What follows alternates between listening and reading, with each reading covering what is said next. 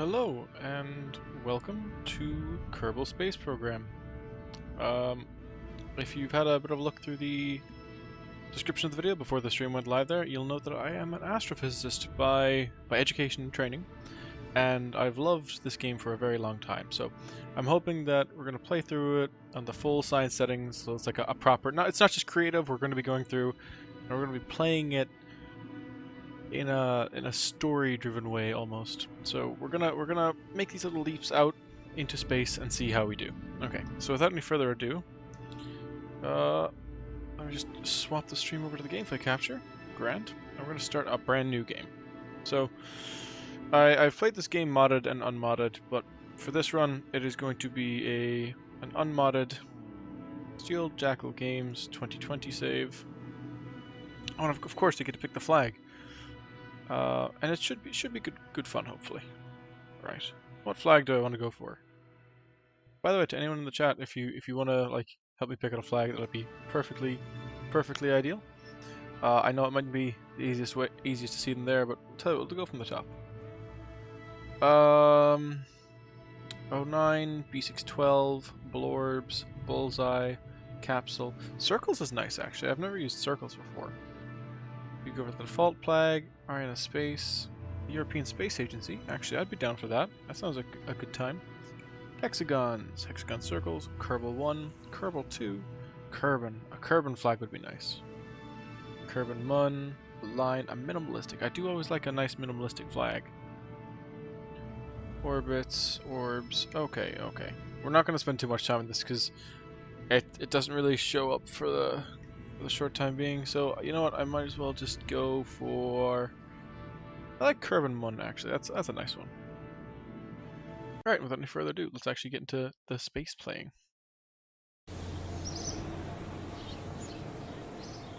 Nice to meet you. Oh, just...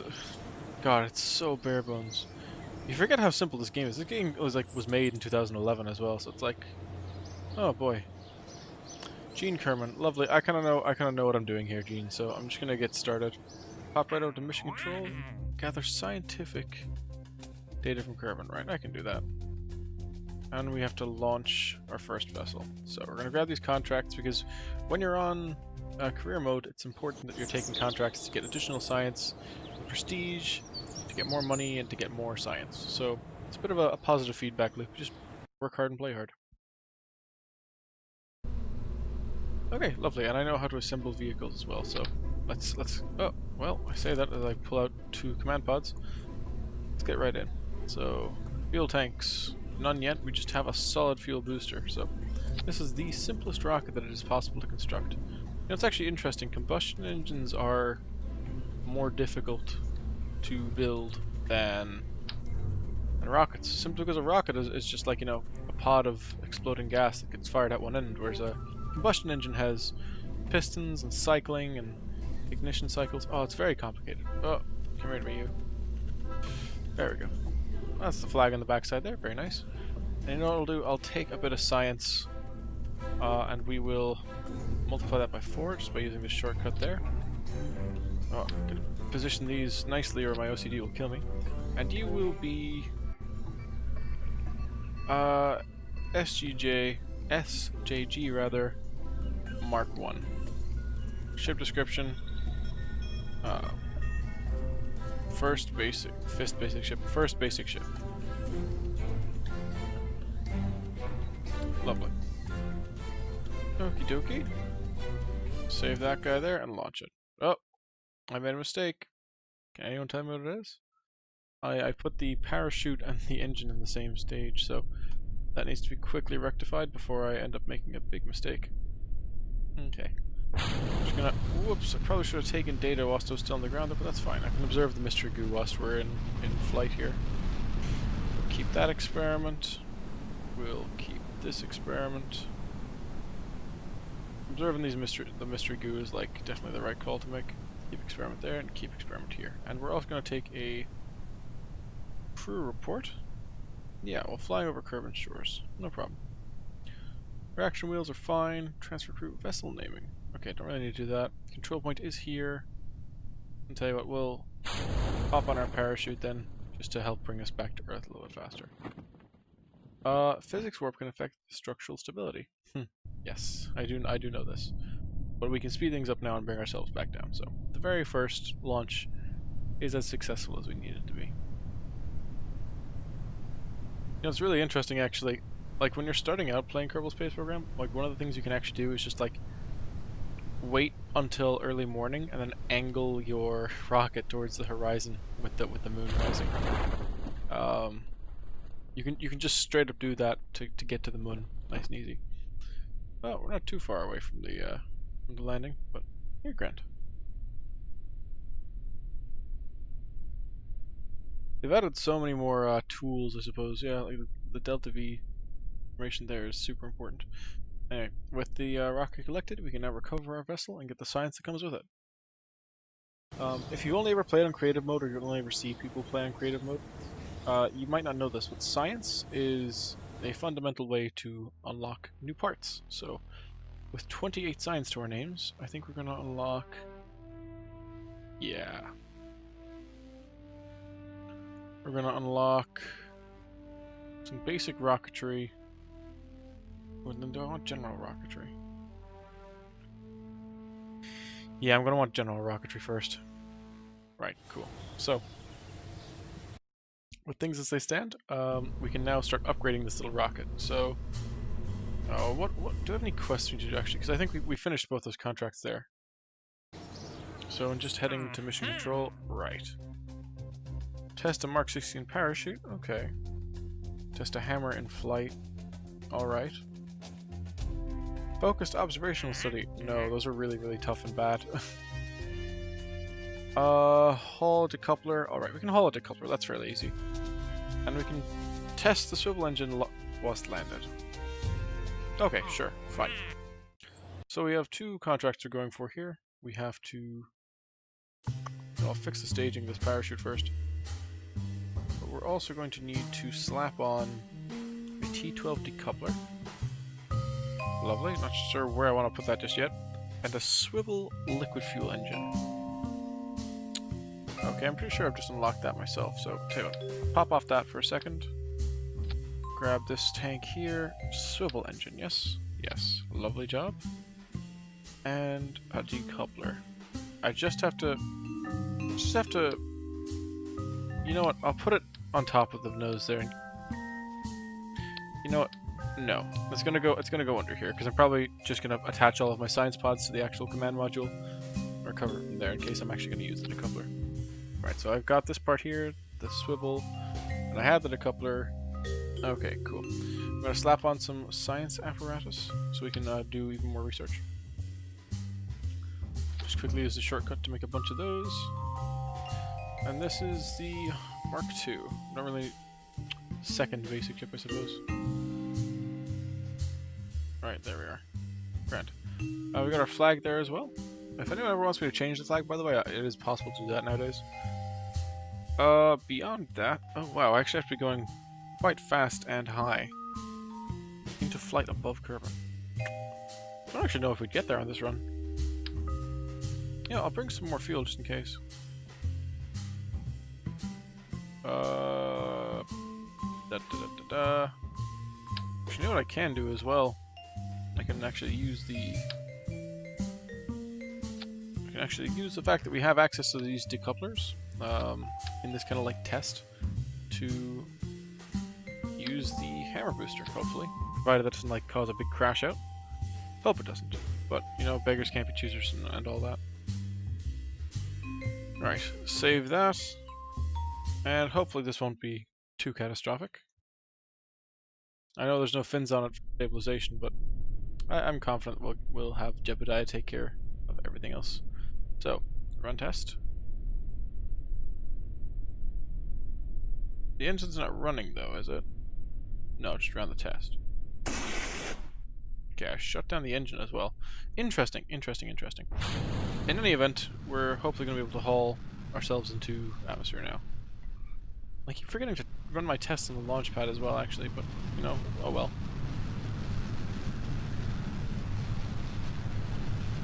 Still very stable though, which is good.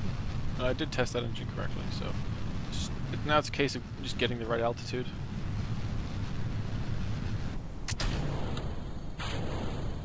Whoops, I accidentally activated far too many stages. We are going to have to deal with the consequences of our mistakes. Wait, goodness me. Please go. That's not what I meant. Okay, well, failing that, we are just going to revert the flight. I'm not one who minds terribly reverting flights. If people wanted me not to, I would. I would then actually stop reverting flights, but until that point in time, I am gonna, like, just not waste cash and stuff. Observe mystery goo and observe mystery goo. Give me that goo. I want to observe it. Let me see the goo. Alright, we're gonna keep all that, and then we're gonna run a crew report here. Alright, you know what we'll just recover this vessel to grab the extra science out of it. A cheap and easy way to figure out how to make better parts. Alright, and that's 8 science earned, but that's fine. Let's just take the... Why are there 2 copies of this? You know what I'll do? I will actually delete this version. We'll just fly this one. Okay, cool. Let's launch.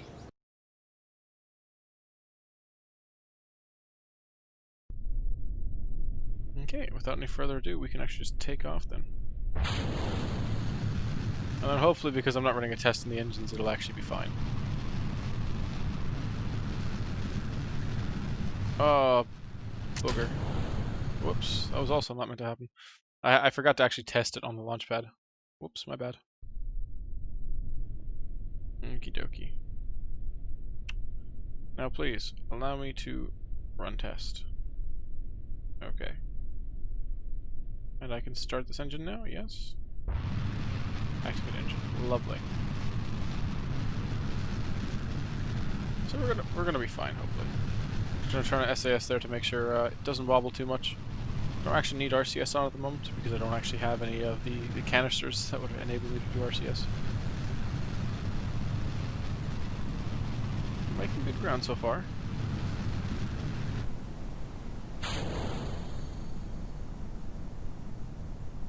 Activate. Why is the engine just not turning on?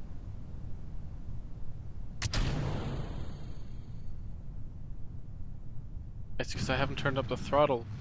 I'm a genius. I love playing Kerbal Space Program. I'm good at video games. Ugh.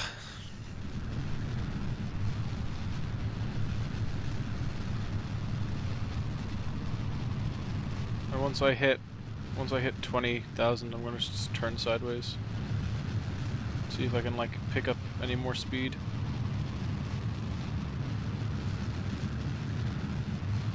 Not really likely that I am. Oh well. Okay, so I messed that up a bit, but it's fine. We can start speeding things up now.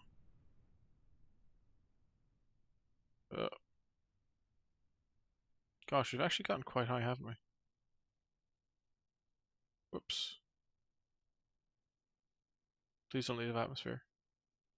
Go on, go down, go down, go down. There we go. Okay, so yeah, our speed is starting to, like, we were accelerating, if you get me. So we hit our kind of maximum speed at the apex of our flight, and now we're starting to speed up now as we hit back down.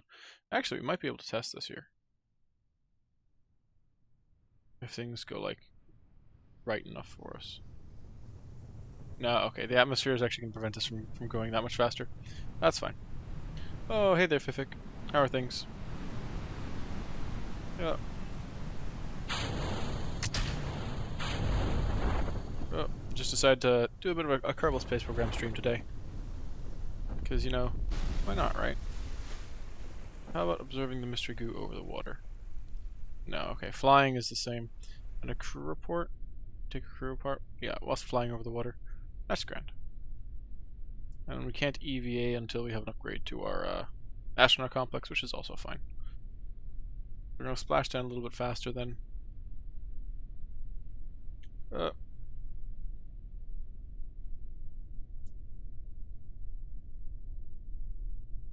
and then we're going to just observe the goo in the water. I saw a really interesting video the other day.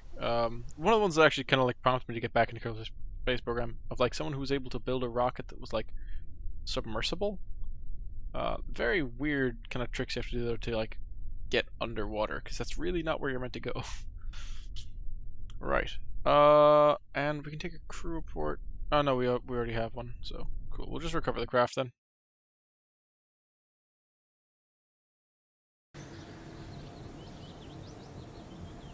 Lovely job. So, 9.5 cents earned, and we're up to 25 now, which is solid. Probably pick ourselves up some new parts. I'm gonna check the. Okay, so we've completed all these contracts. Delete all messages. Okay, so I still have to haul the decoupler a little bit longer. That's fine. I could escape the atmosphere actually. That might be a good one to try, because we can just go straight up using the Mark II. I'm pretty sure we could do it. I don't think we'd hit an orbital, but should be fine. Oh, nice! You got the PC started. Did you hear about the Oh, it was the 3070, the new graphics cards that are coming out? Like, they're so much cheaper that everyone's trying to sell off their 2080s, given like the massive gains they've made in terms of like, you know, graphics performance. I need to turn on my SAS or I'm gonna just fall right over. Oh. There goes the solid fuel booster, and we're gonna just pop on the liquid fuel there. I'm gonna try and keep us below sonic speeds if I can help it, just whilst we're below 10,000 there, because that's like the thickest part of the atmosphere. We can start ramping stuff up now though, just to try and get out of atmosphere, if you get me.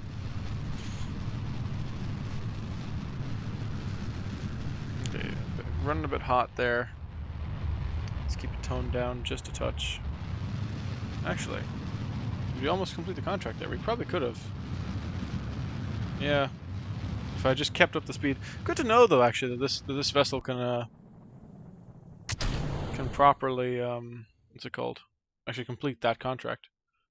Right, we're gonna speed you up then, because all that's kind of left to happen is to have you come back down again. Right, and you've escaped atmosphere there. Grand. Let's observe the mystery goo. Oh. Continuing to observe the goo is essential to science. Really, where would we be without goo observation? And a crew report. Alright, so we'll take this, and this. And now that we have that studied, wow, we went up high. I don't know if our ship's actually going to survive. Like, we might just be coming in far too fast. Uh-oh. We're coming in really fast. Okay, my only option here now is to spin. Spinning will help to partially dissipate heat, but it's no guarantee, if you get me. Oh boy. Okay, it's good, We're coming back in. Okay, other parts of my ship have now like splashed down or landed. But we've survived. Okay, lovely. I'm glad to hear you're getting it in soon. Then that'll be pretty sweet. Full AMD setup. So do you want to give me a rundown of your specs then? Okay, I'll deploy my parachute shortly enough as well. God, are we gonna land right in like the office building? We're a kilometer away, so that's a bit of a late deploy, but it should be fine. Uh-oh. No, I don't think it will. Uh-oh. At least the parachute survived. Right, so we'll revert to launch from that one there. We're gonna get that started. That's our first crash. Sweet. Not a technical crash, thankfully. But just things being how it is. Okay. I honestly think that we'll be able to get this contract completed if I just keep up the speed.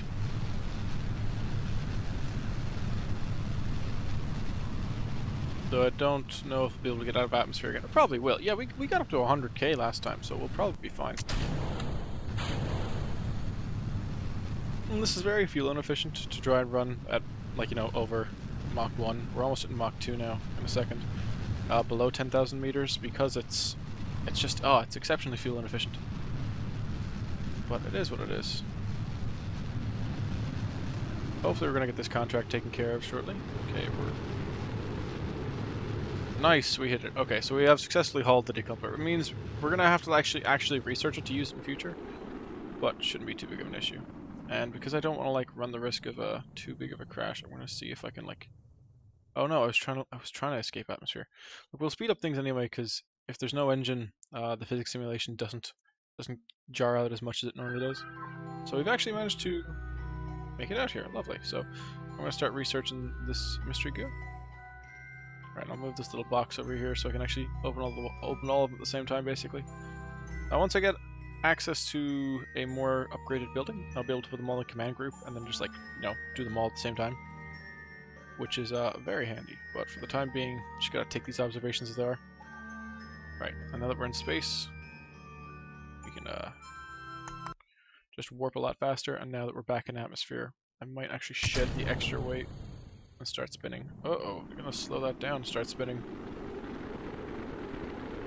As I mentioned a little bit ago, spinning reduces the amount of heat damage you kind of take. It just dissipates it because that's how the physics simulation ends up working. It's an interesting one, how like the air would wick away the heat. I need to... Okay, and my parachute can safely deploy now, so... Oh, I ended up much farther away last time. Last time, I suppose I did change my direction midair, so... Wasn't as centered as I was last round, but at least the Jebediah, the Kerbal, will survive this time.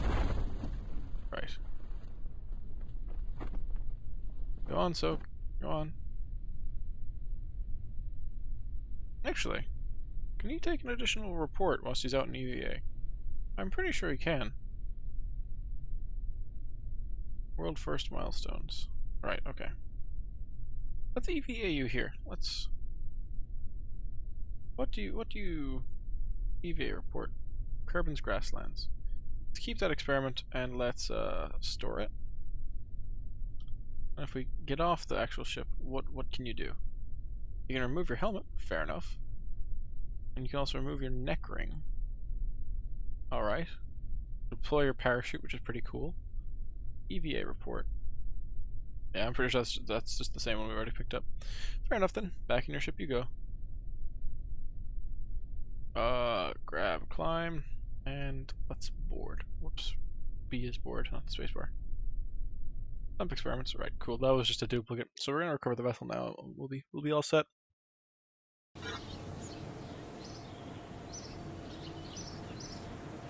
World first milestones.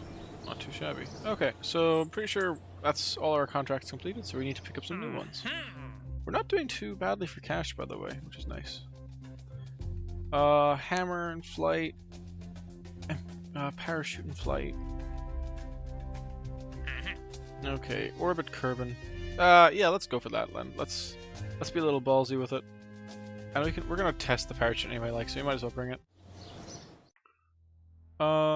Stability. It might be nice to have some radial decouplers. Not essential though. Advanced rocketry.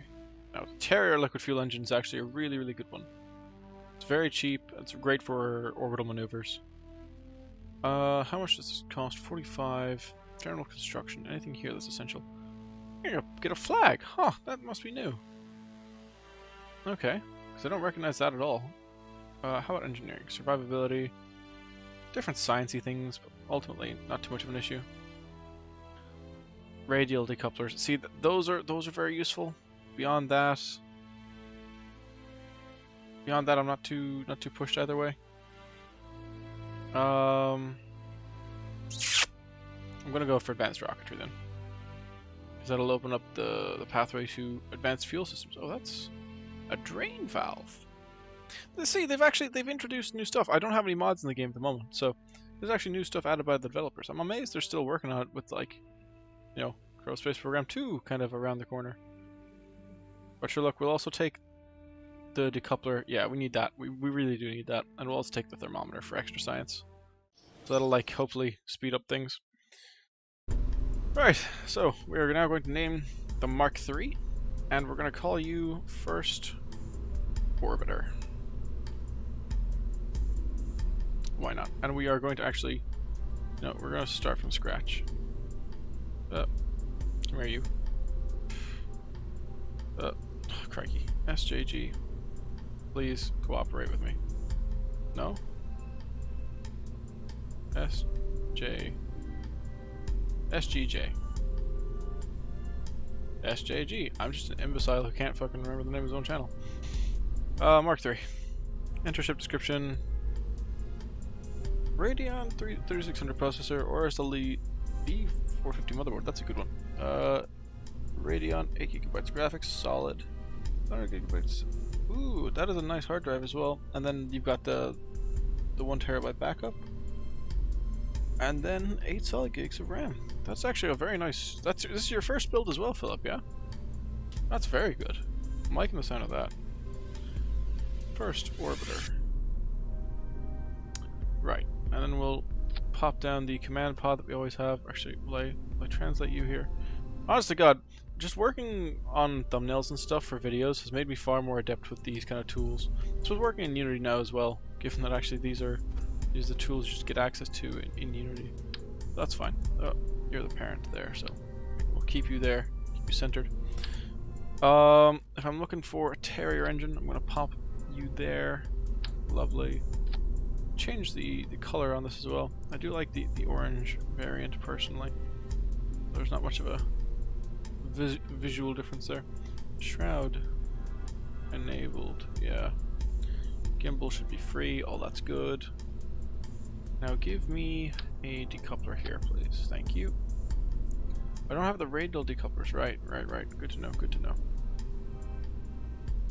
Then I'm going to need to pop on a longer fuel tank, not an issue. I'm going to bring this entire guy up just a little bit. Right, science is going to go all around this pod here, so use a shortcut there to make 4 of them. Handy.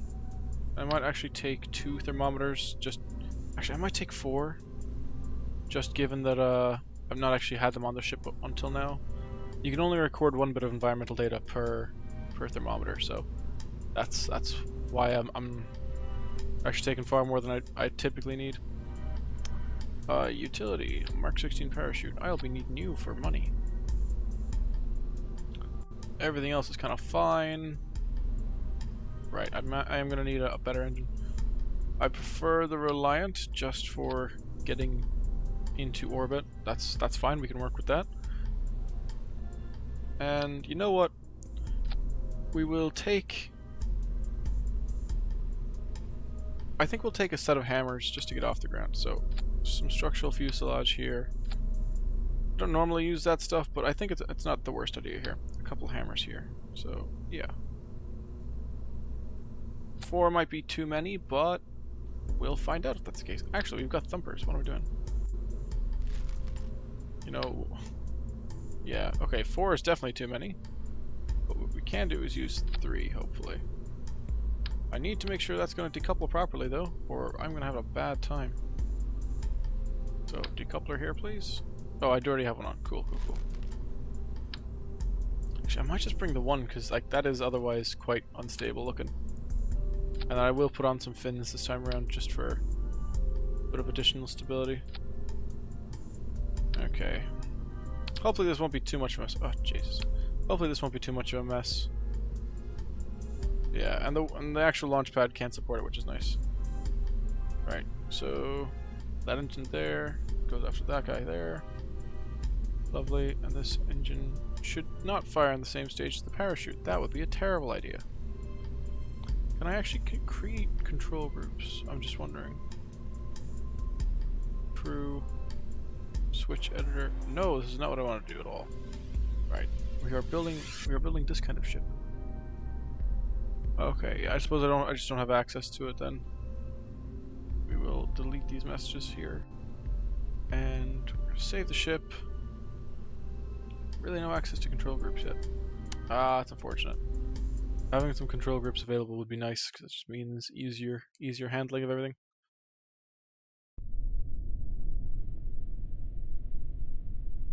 Okay.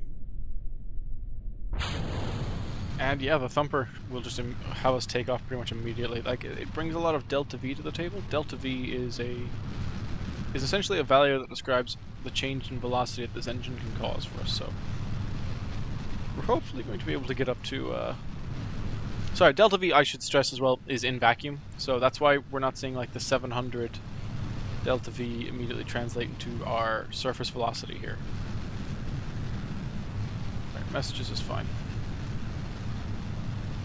Yeah, it's a bit tough to control an engine this big at this point, but you know, it's actually not doing too badly. I'm honestly kind of surprised. I should take a reading here, by the way, before I go.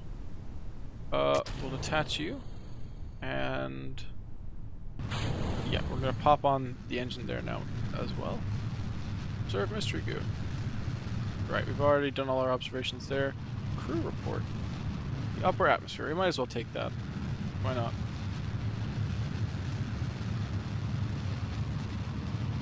Okay.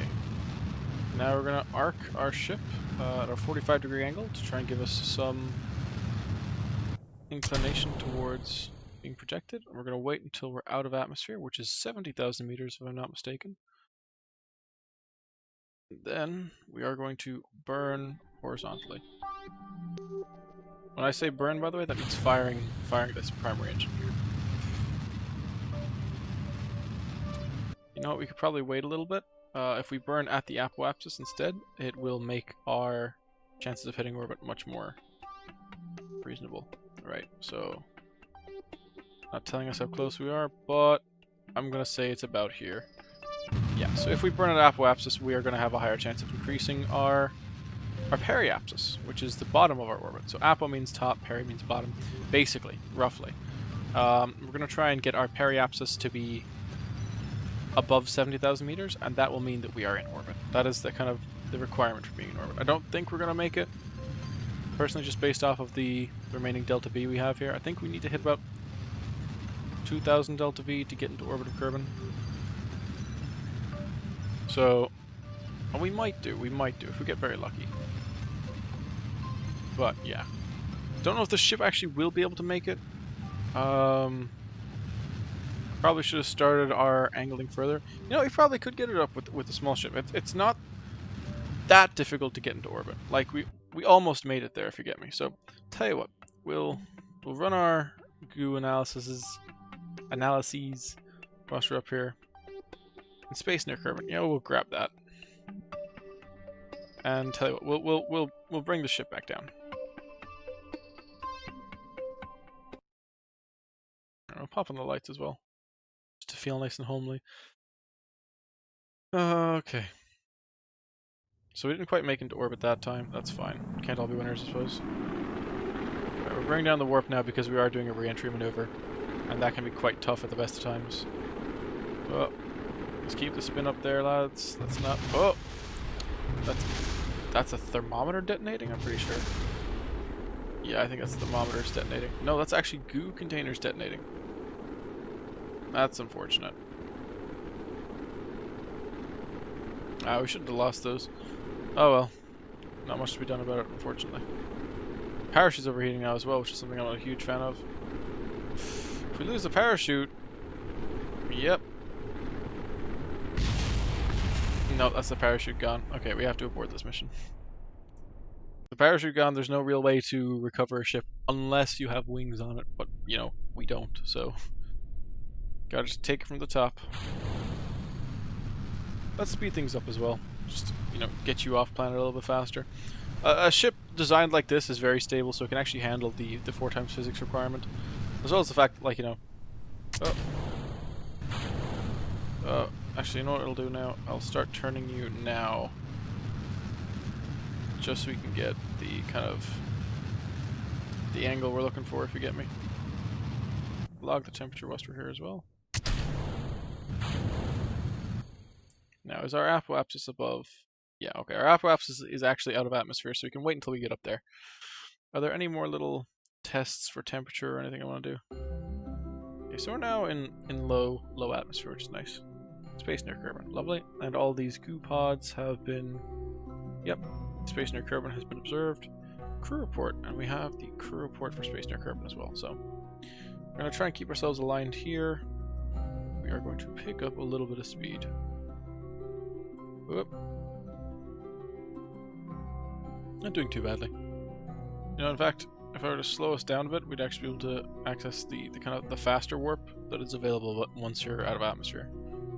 Okay, we're cutting a bit close now, so I will just start accelerating at this point. I think we actually are going to get to orbit this time. Here's hoping, anyway. If we can keep ourselves just slightly in front of our apoapsis, that'll be handy as well, because the greatest change to periapsis can be performed to the apoapsis and vice versa. So if you want to get your periapsis up, if you want to like increase the height of your orbit overall, you are going to want to perform maneuvers near the apoapsis.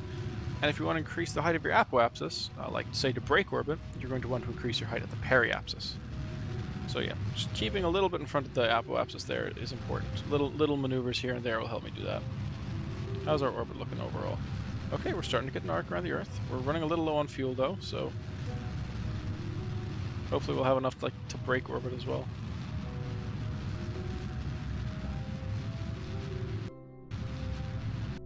Come on, come on. We do get a periapsis, but it's not quite an orbit. That's unfortunate. So, as you can see around the backside of the planet here, what we would have wanted to do is get this periapsis out to 70,000 meters, and then that would have classified itself as an orbit. But unfortunately, you know, we're not meeting that requirement this time around. So, can I take a crew report here? No, this is still classified as space near Kerbal. I think space near Kerbal goes up to 180,000 meters, if I'm not mistaken. I might as well grab another survey there. Observe Mr. Goo. Yeah, okay, so then we're going to speed things up so we can just go back into orbit. We will... Actually, this is interesting, right? Because we're not going to crash into the planet. What's going to happen is our orbit is actually going to pass through the periapsis that is in atmosphere, and atmospheric drag will end up slowing us down. That's pretty neat, right? The music just cut it there for a second. Is everything alright?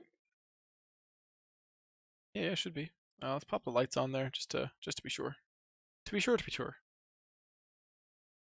Speed things up now again. I want to face towards the apoapsis if possible. And because we are going to be heating up an atmosphere, I am going to spin the ship just to try and dissipate some heat once it starts popping up. Yeah, the last thing I want is having too much heat going.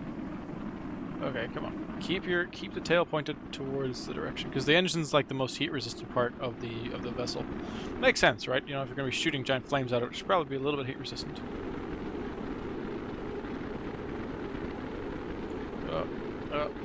Careful maneuvers now.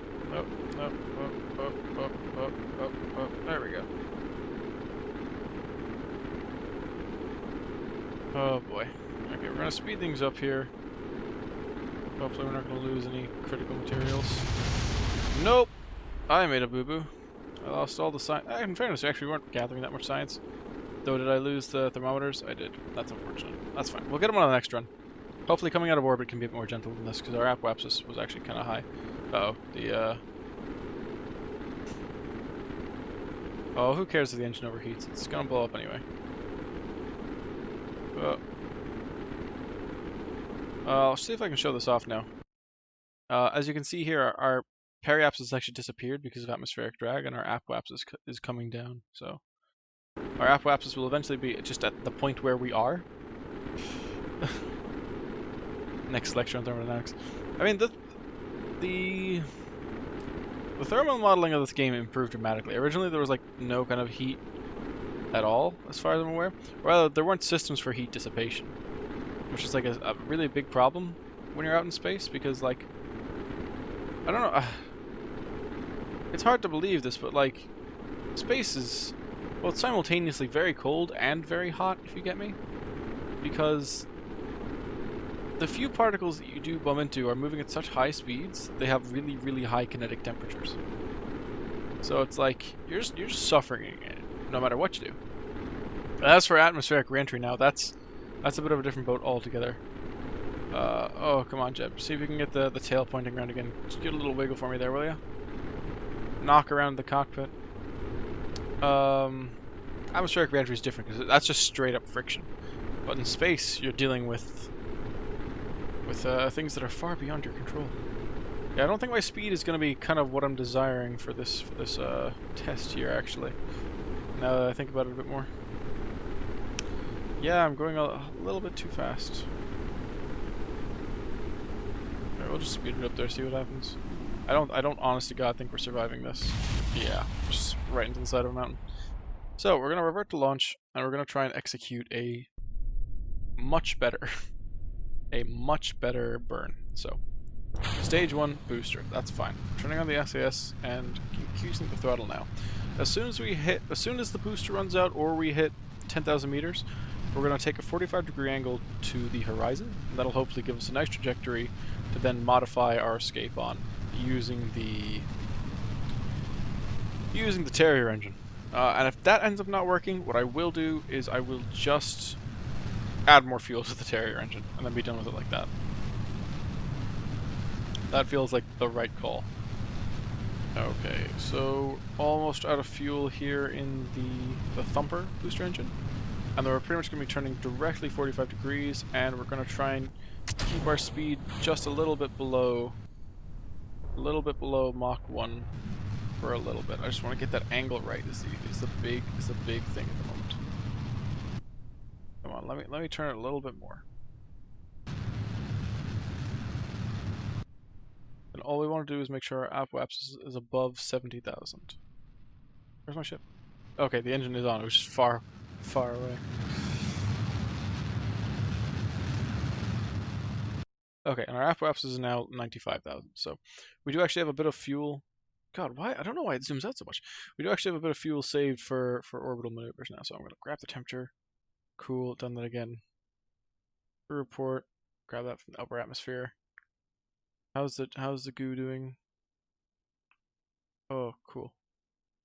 So we can actually, I want to recover this goo now because I've forgotten to do it in upper atmosphere every other time we've taken a mission here. Observe Mr. Goo and observe Mr. Goo. Wait, damn it. Okay, I think that wasn't necessarily the right kind. No, of course it was perfectly all right. All right, so this is science I really want to recover now. How is our apoapsis doing? Just fine. Okay.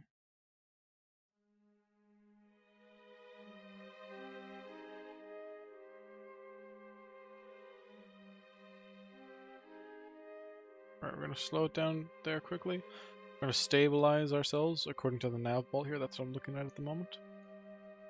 Our apoapsis isn't too far away. We should be good to go shortly. We do have a good excess of delta V available to us, which is quite nice actually. Right. 94,000. I'll hit it. I'll hit the engines. Right. And whilst we are staying a little bit ahead of our engines, we want to make sure that we're actually catching the right amount of delta V. I also want to make sure that whilst we do get our periapsis above 70,000, that we also don't get it too far above 70,000, if you get me. Right. Stay on the apoapsis here. Go on. No. They're playing chicken with the apoapsis now.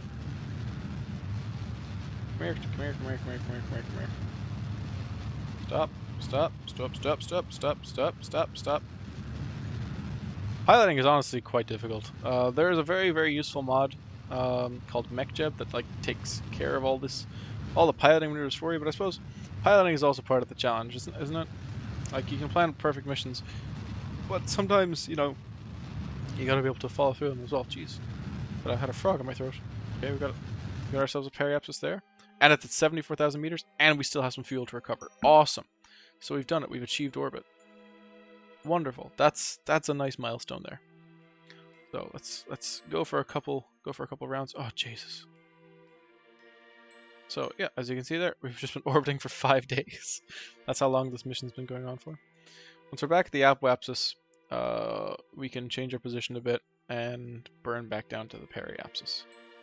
The purpose of that will be to... I didn't bring a decoupler for this. This is fine. The purpose of this will be to actually use atmospheric drag to slow us down. So hopefully this won't work out too poorly for me.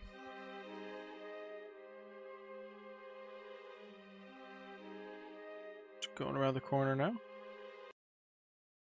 Okay, and we're in atmosphere, so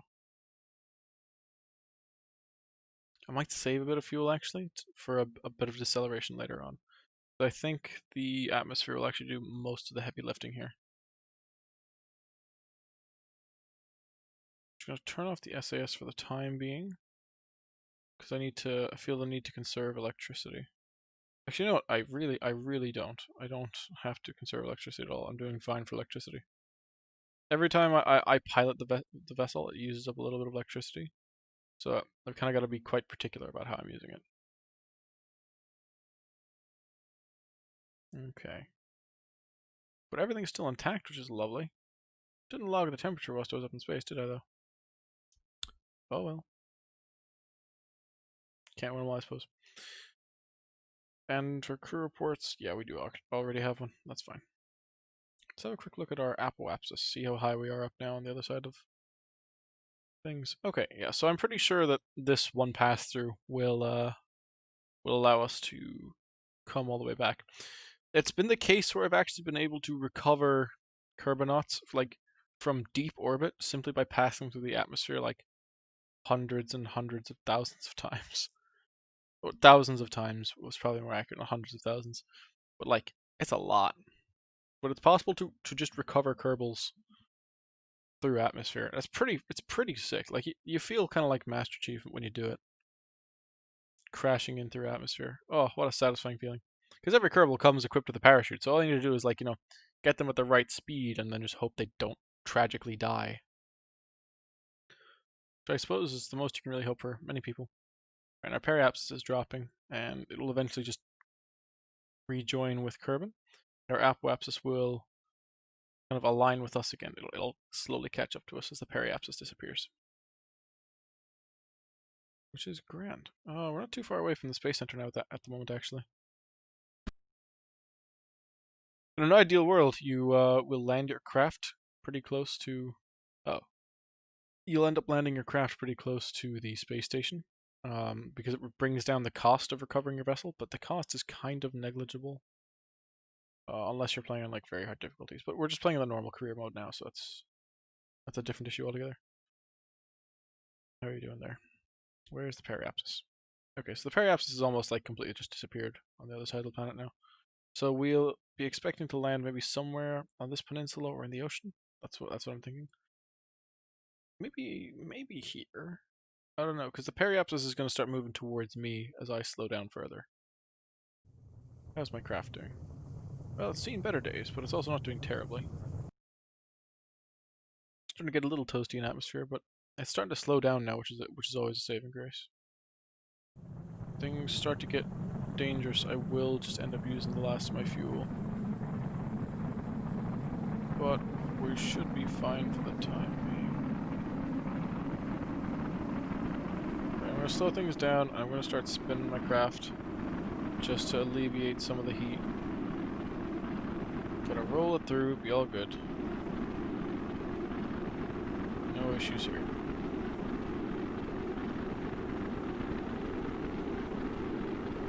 Up. Come on now. Just gotta hold off the heat. That's all it is. It's a battle against the element of fire itself. Not even fire. This is straight up friction. Like, the flames you're seeing here is just air getting heated by the fact it's bristling off my fast-moving craft. So I don't know. That's kind of interesting in and of itself. Okay, I need to make sure I'm trying to keep this tail pointed where I need it to be.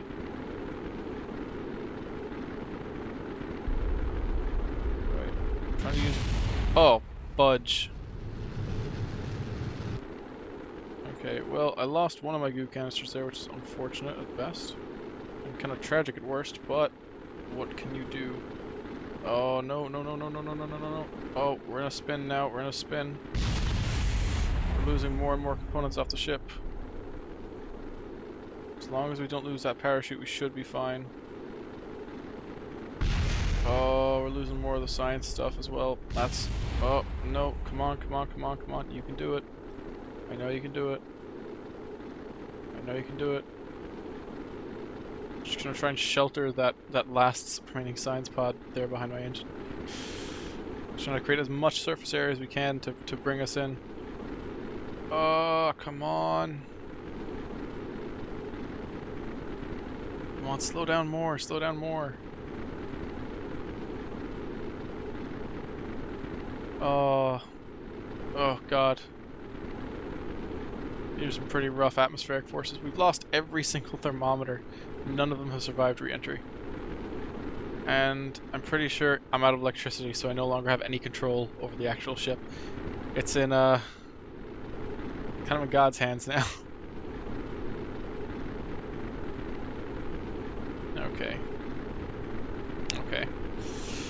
Well, I don't know. I've got a bit of an okay feeling about this. Like, it's not the worst thing that's ever happened. Where is it looking like we're going to be landing? Okay, we're going to fall just short of this peninsula here, so we'll be landing in the water. Hey, but at least we'll be alive, right? Right? We can actually transmit that. Oh, never mind, we can't. We don't have any comms vessels, of course. And I have no electricity as well, so just gotta make do with what we have. I think we'll make it, though. Okay, maybe not. I honestly couldn't say. At this point, it's anyone's game. It is up to forces beyond me to determine whether or not we live. I don't think it's going to be a survivable landing. I really don't think so. We're too close and we're too fast. We need to go below Mach 1, so we need to lose another 300 meters per second off our speed. And I don't think we're gonna get it in time. I just don't. I might try and save... Wait, might we? No. No, we're not gonna get it in time. No, the parachute just... Ow. That's unfortunate. So we're gonna revert to vehicle assembly. I think there's something needs to change here. What needs to change? I think I need to move all the science onto this pod here and get rid of the engines. So yeah, all the science goes on the actual command pod, and I'm going to put a decoupler in here so that when we actually come back, we're able to recover things correctly. Are there any additional devices I can pop on there to make life easier? Not really. Not really. And we're playing it pretty skinny, I suppose is the way I put it. Like, we're not making it up here with a lot of fuel. Mark 4. So we did technically achieve orbit with the Mark 3. We just didn't survive orbit with the Mark 3. So that's a bit of an issue. But hopefully Mark 4 will resolve that now, given that we're gonna have a decoupler, so we're gonna be shedding like a good bit of weight. Alright, so here's to a bit of success. What's our apoapsis looking like now? Okay. Nothing spectacular like, but it's something.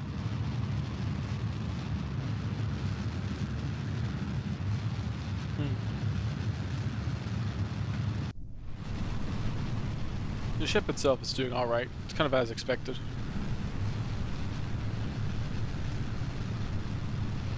That's a good temperature log there. Turn you a little bit. And then start your engines. I know it's not easy. I know it's not. I know it's not. I know it's not. I have to go to the map to check how we're doing. But I can't because we're not stable just yet. Okay, what's our apoapsis like? Okay, we've done it. Cool. We've broken 70,000 meters, so we're actually going to be able to get in port now. Okay, cool. And we have a good bit of fuel left in the actual ship. I don't understand why it's so far away. Okay, Kerbal shores, it's fine. Log temperature. Upper atmosphere. Cool. Can I observe mystery goo here? Yes, I can. Upper atmosphere is perfectly acceptable.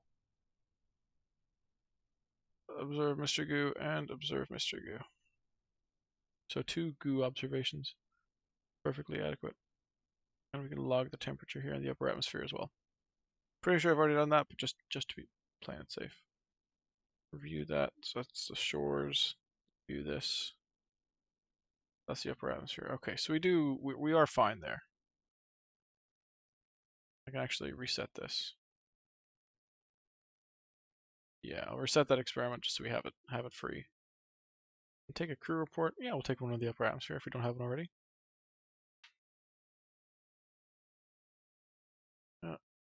Now we're gonna like position our craft a bit better to get that atmospheric burn that we require. And then we'll be able to fly around the entire planet. It'll be awesome. It'll be great fun. Oh. Right. Oh. Well, we're cutting a little bit close, but there we go. Hopefully we'll be able to get a nice periapsis up. And also recover our poor little Kerbals. Up. Yeah, stay just in front of the apoapsis there. That's kind of the way to do it.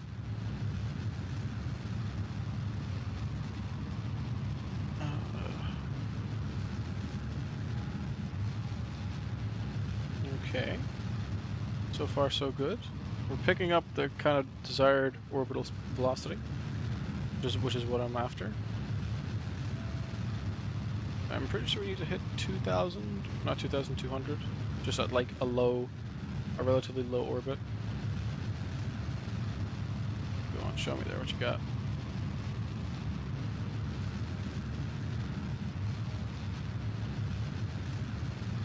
Starting to see a periapsis now. Almost have orbit. We've almost done it, lads.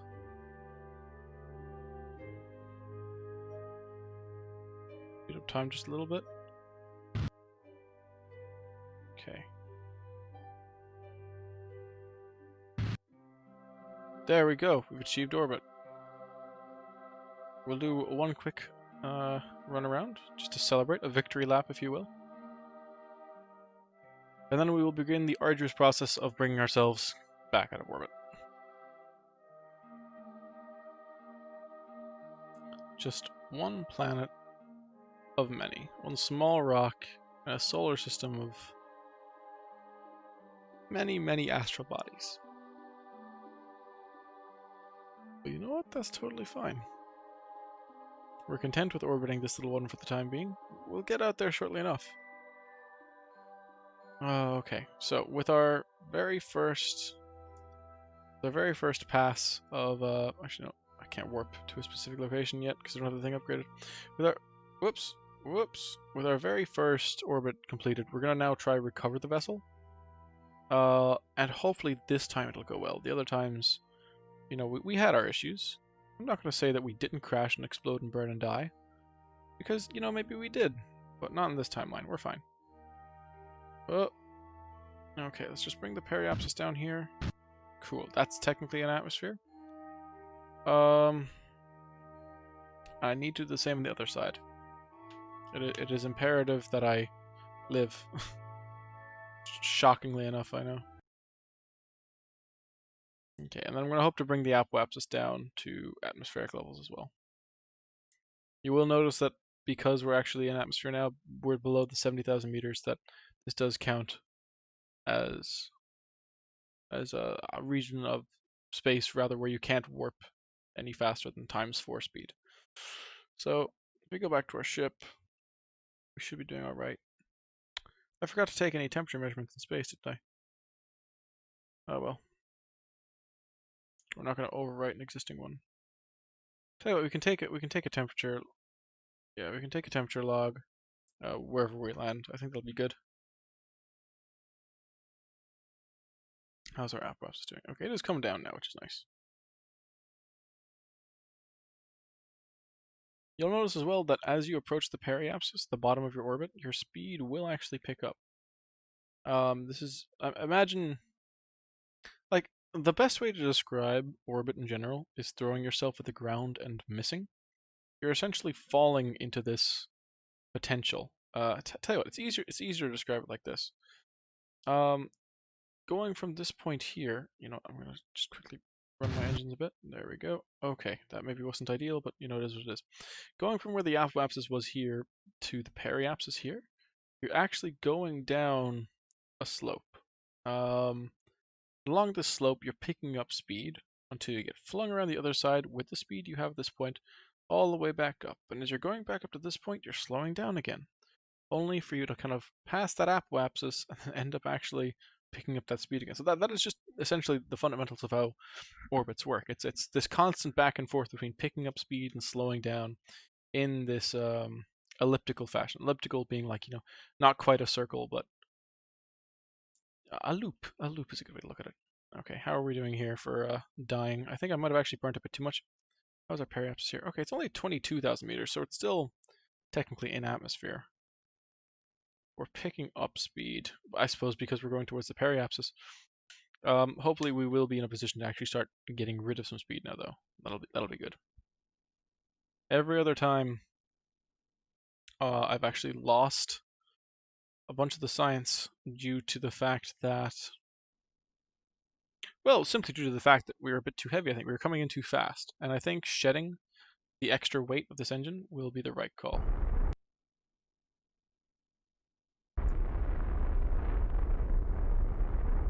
Yeah, and I think angling it up here mightn't be the worst idea. So yeah, we just gotta keep. Oh, right. So we're gonna try and keep things steady here. I'm gonna turn off the SAS just to conserve electricity in case I need to pull any funky maneuvers. But now, more or less, we're kind of in the hands of physics at the moment. So here's hoping physics is on our side for once. Just gonna keep up the rolling. There, we're starting to lose speed now, which is good. The atmospheric drag is having the desired effect because we don't have access to drogue parachutes, so we can't actually deploy parachutes up at, like, you know, very high altitudes. So, oh, we might actually be able to. This actually might be it. I think it might have actually been the weight of the engine that was previously the issue. Okay. Okay. All we gotta do is keep this cockpit spinning, and that'll dissipate heat, which is pretty great. And you know what? We did actually manage to orbit Kerbin, so that is an achievement in and of itself. Hopefully the science we get back from this adventure will allow us to progress that bit more. Oh, we're reaching desired speeds now. So I am gonna turn on the SAS just to lock our rotation there. We might actually have it done. It looks like it's gonna be a bit of a bumpy landing on the ground, but hopefully, you know, it'll be able to take the shock of landing. Normally it will be if we have the parachute deployed. Now, is there a thermometer free? Log temperature whilst flying over the grasslands. Don't mind if I do. Alright, we'll take that there.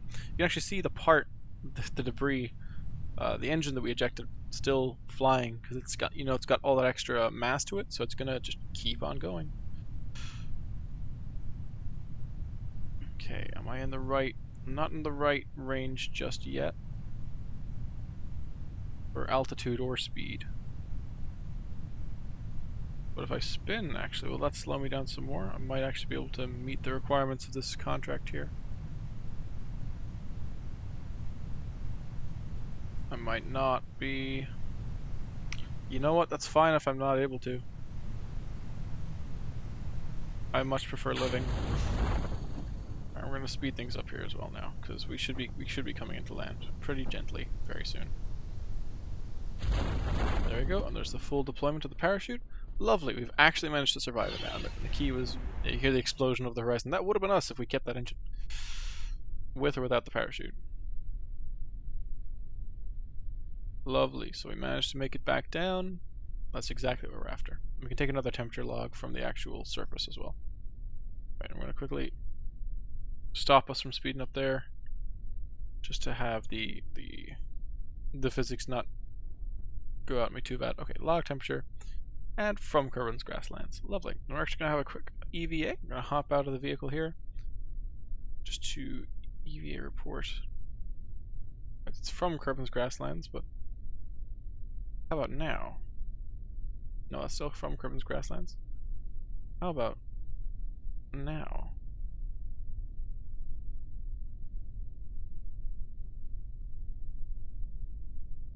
There we go. I was flying over Kerbin's Grasslands. Yeah, that's a little trick you can kind of do to get yourself a bit more extra science in a cheeky way. Is just jumping. You jump over a surface. That does actually count as flying in that relative biome. So it's a nice way to pick up some extra science if you just want to take your Kerbal outside and jump up. Right. Oh, 52.6 science earned. We can go and get ourselves some cool new tech now. Oh, we're so close to heavy rocketry. Yeah, those are some good systems there, but I actually might leave that in lieu of... Oh, what would I want? Radial decouplers probably is the right call, so extra stability. Survivability. Do I want survivability? Yeah, probably do. Aviation, not too bothered about aviation just for the time being. General construction. Bring extra cabin. Take structural fuselage. I'm going to go with survivability. I'm going to save the rest of my research just in case. If anyone has anything they'd like me to research in particular, do let me know. I'll do my best to accommodate those desires. So, to explore the moon. The mun, rather. So we need to fly by, and we need to return to Kerbin from a flyby. We need to gather scientific data from the moon. Alright. Alright, let's strive for that then. Did I actually pick up the contract or no? If I didn't pick up the contract, I still have to do this one. If I still haven't picked up the contract, that's fine. Just hop back here and we'll grab Explore the Moon. So, we need to create a vessel capable of not only getting into orbit, you know, we're going to start a whole new thing. SGJ, oh, should be capitalized? GJ. Goodness, spelling in this is like frustrating. Okay, you know what, we'll just Moon Orbiter. There we go. SGJ. Game, please. Please let me just type. I'm a humble man. This is what, the Mark V? Pretty sure? Yeah. So we're gonna make ourselves a moon orbiter. So what we're gonna need is command pod. Always gonna need a command pod. I'm gonna zoom in here on this guy now. And we are going to attach the essentials. So I'm going to take a big fuel tank. You know what? Actually, no.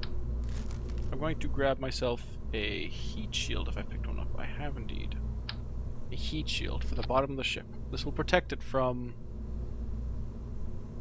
rather, it'll help protect it from different... It'll help protect it from environmental friction. Atmospheric friction, that's the one. So that's why that's important. Now, communication. I might also take an antenna with me. Yeah, that feels right. And I will pop it here, the other side of the flag. And I will actually, once I've popped it there, I will take the part and I will rotate it a little bit so that it sticks up and lies a bit more flush with the craft to begin me. It is rotating correctly there, right? Yeah. Having it lying flush with the craft is definitely a lot safer. Okay. Now I'm going to need to stack on my science. You may notice now I have a new barometer as well, so that's quite fun. So, 4 of you guys, just outside this door here. Lovely job. I'm going to take 4 barometers. Pop you here. I'm going to take 4 thermometers and pop you here. Just to grab extra information. And that doesn't block the cockpit, which is nice. It means that when we do actually land back on Kerbin, we'll be able to get out and do a little bit more science after all. Lovely. Okay, and I'm probably going to pop on, I'm going to say 2 drogue chutes, just to help us recover the craft a little bit more easily. So, drogue chutes should always fire before your main parachute, just to help slow you down. Okay, comms, electrical, thermal, ground. Should we put legs? I don't think so. I don't think so. It won't be needed, hopefully. But you know what? 3 legs. We've had worse. We've had worse situations. Give us 3 legs there. No, I'll just put the first leg just back here. There we go. And with 3 legs, we should hopefully be able to survive pretty much any issue that comes our way. I'm going to rotate these guys as well, just to make sure that we have our feet where we want them to be, facing down towards the ground. And then I'm going to move them into the craft just a bit more, just to lie a little bit more flush with the actual machine itself, if you get me. Right. That's a strange rotational way to do it there. I don't actually like that. I'm going to push it back up this way. Is everything else there lying fine? It is. Okay, cool. Then I'll start these legs retracted. Deploy shielded. Start retracted. Yeah, there we go. And keeping it like that will help diminish our profile as we go up as well. So right, that's kind of the primary cockpit designed for the Mark V. Now, fuel tanks. No, we need a decoupler as well. Hey, Loco. So this craft is going to be our first moon flyby and orbiter. So, actually, no, it is just going to be a flyby. It's just a flyby past the moon, and then it's going to have to be recoverable as well. So we're doing a little contract at the moment to fly by the moon, gather scientific data from the moon, and to return to Kerbin from a flyby of the moon. So, using the parts we have on hand, that's kind of the ambition so far. And welcome. It's nice to have you along. A Terrier here for pulling off orbital maneuvers, and then a big fuel tank because we're going to need a lot of Delta V once we get out there. That is ordered correctly. Yeah, cool. I say a lot of Delta V. The fact is, this engine's actually very efficient for the maneuvers we need to perform, so that's what makes us want to bring the Terrier. Not just the fact that it's small and light compared to the rest of the engines. Right, then we're going to want another big guy here. You know, I'm actually going to have a look at the... Where do I get to see the thrust to... Yeah, the thrust to weight ratio. That's an important metric for making sure your engine can actually get off the ground properly. And I want to make sure that's adequately high, if you get me. And thank you very much. Right. So, zooming out a little bit here. Thrust to weight ratio, where are you? Should just come up as a number here, should it not? Show all. Right. Okay, 2.61. That's actually pretty decent.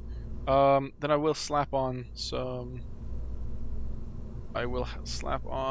some radial decouplers, because I just picked that up from the science lab. This is career mode as well, actually, so that's also something to note. We're taking a little bit more slowly than we would if we were trying to do it creatively. But we also have the parts, then would have to be careful of that. Right, how's the actual limit there? Okay, 2.4, not 2.04 rather. Okay, still fine, still doable, still maneuverable. And will I be able to take... No, okay, that's over the part limitation. So could I technically stack on... Okay, I could get 1 kickback, but then that's pushing it. Okay, I'm amazed that's actually not too heavy. I'm delighted about that. See, the difficulty is most of the parts actually come from the fact that we have a very sophisticated kind of like cockpit here, or rather a command pod. So we don't really get to have too many toys when it comes to fiddling with the rest of the rocket. But hopefully this will pan out all right. Okay, so we're gonna save that bad boy. We're gonna launch it. We're gonna see how it goes.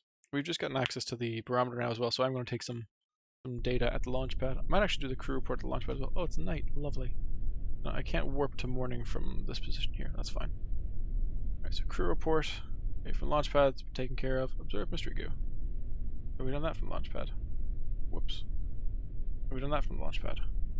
We have indeed. Have we taken a temperature from the launch pad? We have not. And we haven't definitely not taken a pressure from the launch pad. Okay, so just grabbing that extra bit of science there, because it's handy and nice. Where is the moon located at the moment? Actually, no, it doesn't terribly matter. Oh, you know what I will do? I'll actually go back to the Space Center. and I will do a couple of things. So I'm going to recover that craft just so we get the extra science there. That's nice. I'm going to see if I can. That's a tracking station. So I need to go out of this guy and upgrade it using the funds we've acquired from doing the other contracts, so that we can get better better conics. Okay. Cool. Okay, cool. So conics, by the way, if you don't know what those are, they're used for kind of predicting the trajectories of our launches, and hopefully they will allow us to. Okay, cool. I have 2 copies of this for some reason. That's fine. They will allow us to make more accurate kind of transitions. So for a trip to the moon, it's possible to do it without using the conics, but I just feel far more comfortable doing it that way. Okay, and we have taken the data there from the launch pad because we recovered that craft.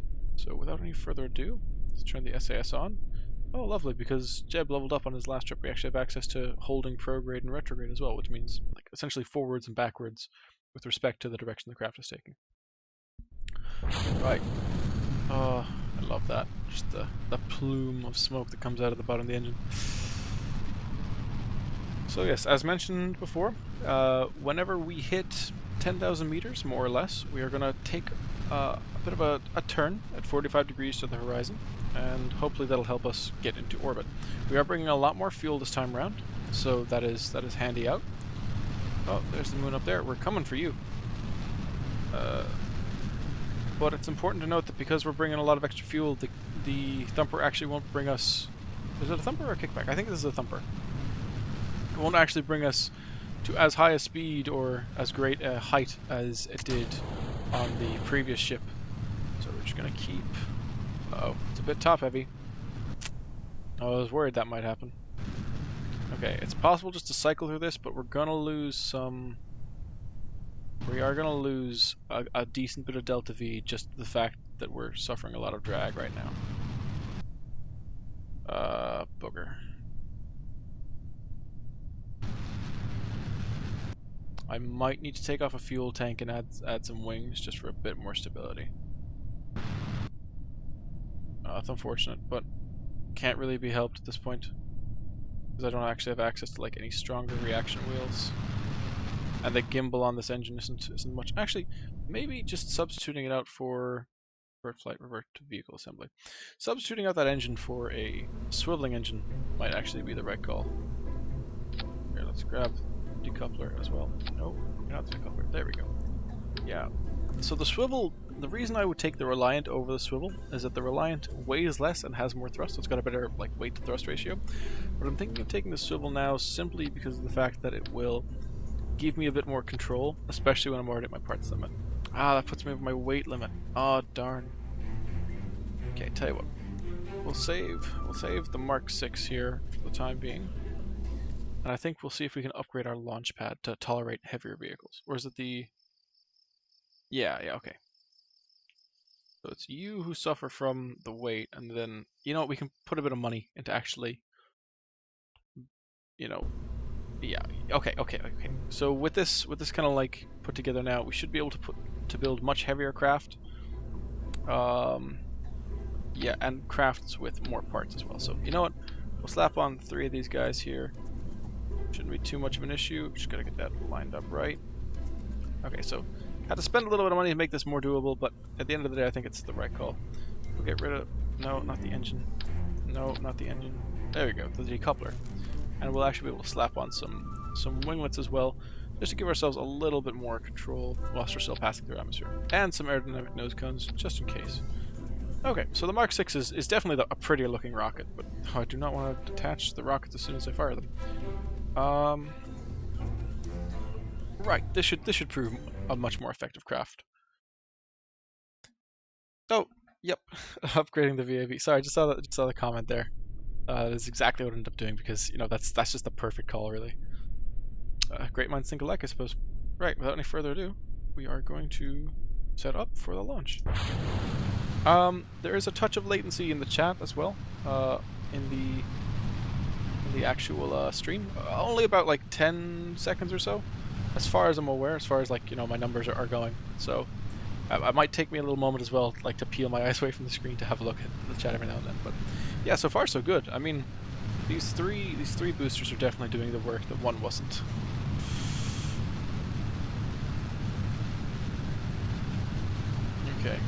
It is dark. I'm gonna turn on the light in case, you know, Jebediahs get scared.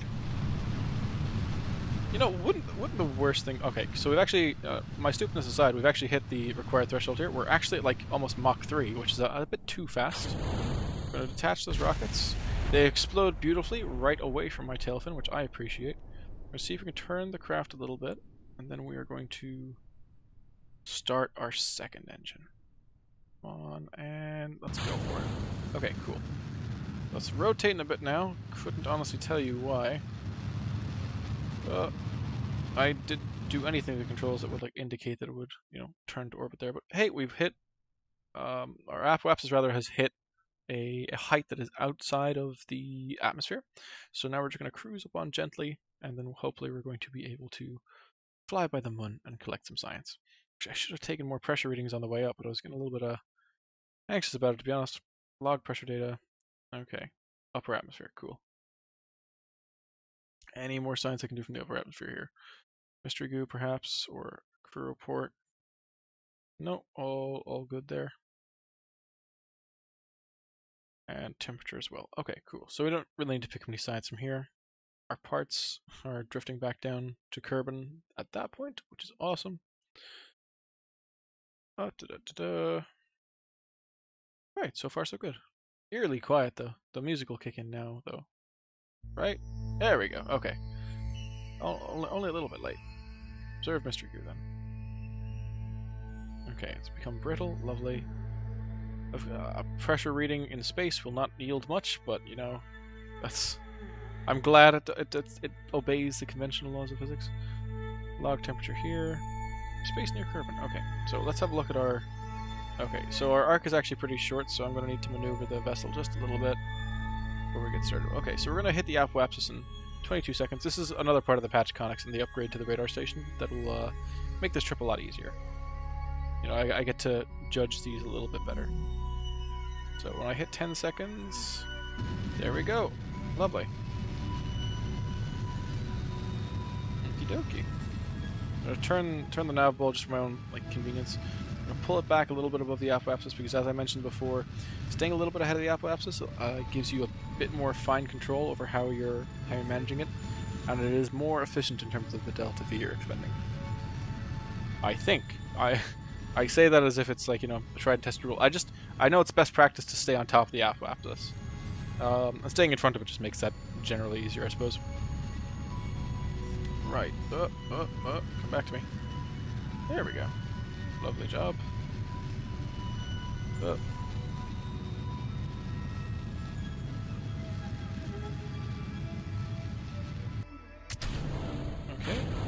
That's fine. We have the Terrier for a reason. It'll just be a little bit of a slower burn, but we're absolutely gonna hit the required delta V to get ourselves a periapsis that is in orbit. Now, what we need to be concerned about is making sure we can actually perform a successful flyby. So that is where the patch conics become essential, because it's possible to plan routes as far as I'm aware. I say that, but, you know, I don't have an orbit yet, so I don't think I can actually. Maybe I'm wrong. Maybe there's another building I actually have to upgrade in order to have the navigational tracking. Is that true? Mission control, maybe? Oh, it might be. It might be. How much cash do I actually have as a resource? I can't really see it whilst I'm up here. Might be enough. Oh, I do have the periapsis coming up now, though, which is good. Ah, you know what? We can figure it out. I'm pretty sure that if we just, like, you know, spend long enough floundering around in space, that something cool will happen. Right. Gotta keep trying to get this periapsis up. There we go. Okay, and now we have officially hit orbit, so that's good. Do a couple runs around the planet so everyone knows we're on the same square. And yeah, it appears that we'd have to actually upgrade buildings. Alright, so what I'm going to do then is I am going to go to the Space Center. And I'm going to see if there's an upgrade I can perform that will allow me to get back. I will say now that this means that I can no longer revert the flight. So hopefully we'll be fine. Flight planning is available. Yep, so I needed this upgrade. So we've only got, like, you know, 9,500 Kerbal dollars or whatever the currency is there to actually do the next couple missions with, but it should be fine because this mission should be quite lucrative. Getting all the science, getting to there and back. Okay, we still have the legs on us. I completely forgot the legs. How are we for temperature logging as well? Space near Kerbal. Right, we'll keep you logging pressure. Pretty sure I've already taken these on these instruments. Ah, jeez. Let's review the data there. Yeah. Okay. So you know what? I will actually we'll keep you. I will reset these experiments. Just because we don't need the extra data for the, because we don't need the extra data for barometers or thermometers. You do need to collect 4 sets of data though for the mystery goo, just to make sure that everything is nice and concurrent. But hopefully we'll be able to catch some information shortly enough. So from the periapsis we can add a maneuver, and this we'll get to see how much delta V this maneuver costs. And we are just looking to perform a flyby of the moon. So okay. It's not as expensive. You know, we'll move this around. See what the cheapest maneuver we can perform is. Okay, it's looking like. Could we go cheaper? Could we go cheaper? We could go cheaper. We could go even cheaper. Okay. Now if we bring this back even further. Okay, that's about as cheap as we can go realistically. All right, and where's this node then? 30 minutes. Okay, cool. So, tell you what, we can warp to here, and then we can position ourselves to maneuver, and then hopefully we'll actually perform the flyby the moon that we're hoping for.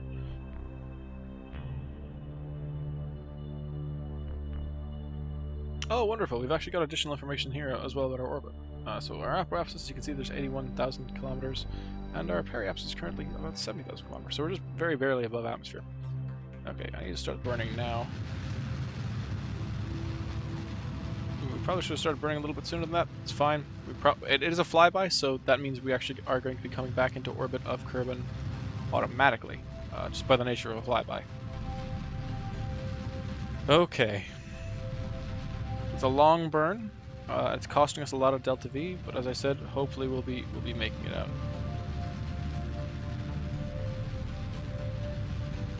Once our own apoapsis here actually meets a projected flyby of the moon, I will cut the engines and save what fuel I can.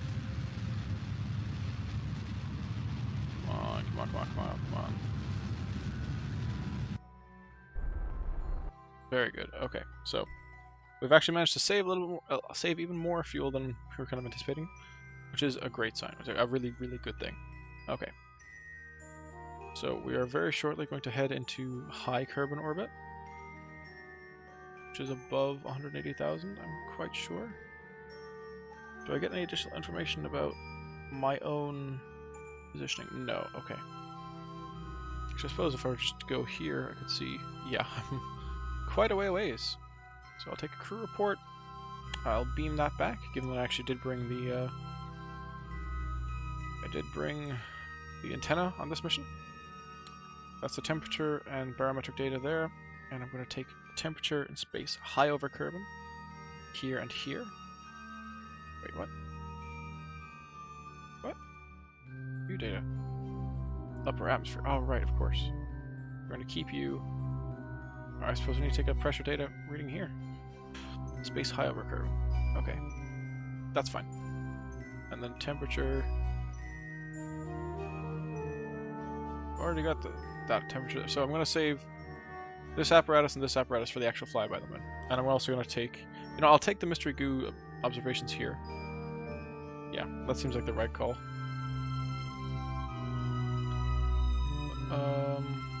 Yeah. I know I would get more science from the actual moon itself, but I'm thinking of making like 2 trips, I suppose, just for scientific purposes. I've always wanted to say that. Okay. So, okay. Bring us up to the moon then. And thankfully our periapsis is still quite some ways away, so we're not gonna run the risk of crashing into the moon, which I have done before. We all make mistakes. Okay, lovely. So now I'm in orbit of the moon. This is a new world first.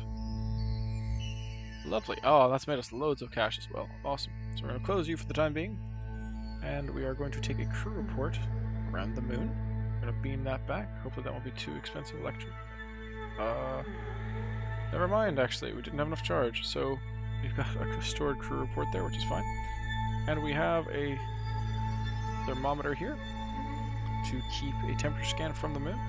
We can log the pressure data here from over the moon as well. So now all we have to do is essentially get back. I know, it sounds easy, right? Guarantee you it won't be. Because we might have to actually perform some atmospheric braking, which could be quite tricky. Okay, we're still a good while away, and I want to make sure that I don't bring it too low, because I will not have the... Well, I simply will not have the resources available to, you know, prevent myself from burning and dying if I mess this up. So, gotta keep an eye on the periapsis here. Actually, keep an eye on the periapsis here quite easily. Alright, I want to make sure that's just below, let's say, 65,000. Once I get there, I'm going to burn at my own periapsis. Try and bring down my apoapsis. Okay, cool. We need to go that low just to ensure that we actually do start feeling the effects of atmospheric drag, which we wouldn't otherwise feel, let's say, like, 69,000 meters. That is something that's important, because you can perform maneuvers that are, like, arguably too slow. I can't turn, though, can I? Because I don't actually have any electricity. That is problematic. That is something I deem to be a problem. You know what? Live and learn. I will need to perform a little bit of a spin. Uh-oh. Go on there. Go on there. Oh, this is not graceful at all. Just need to bring down the apoapsis as much as possible, even if it's shaky. Oh, good lord. And it is shaky. Okay, cool. Okay, cool.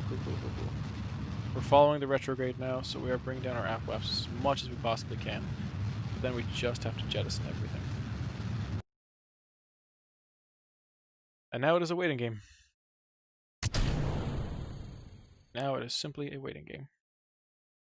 So we're now going to warp out of atmosphere, because as I mentioned earlier, we're actually warping up to our apoapsis.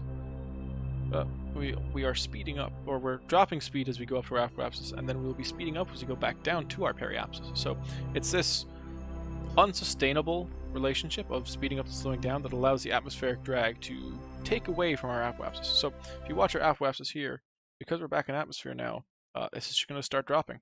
And, like, this is in units of millions of meters, so it's quite significant. Okay. I'm actually going to turn off my SAS just there, because I have no interest in spending what little electricity I had, I suppose, then. Never mind. Okay. We're doing well, though. We got a bit of debris knocking around still. Yeah, following our exact trajectory. Actually, it's interesting. That debris could itself decompose in orbit, but I don't think Kerbal Space Program actually, like, performs those calculations on craft that you're not piloting at the moment. So that's an interesting one. And we get the space music back, so we can speed up again, so we can increase this part of the experience. This little green line, by the way, if you're curious, is signal strength. So your vessel has to kind of be in communications range of the comnet in order to be, like, remotely controlled or to relay information back to your home base. Well, it's nighttime at home base, but for us, existence is torture, and we face the sun at every waking moment.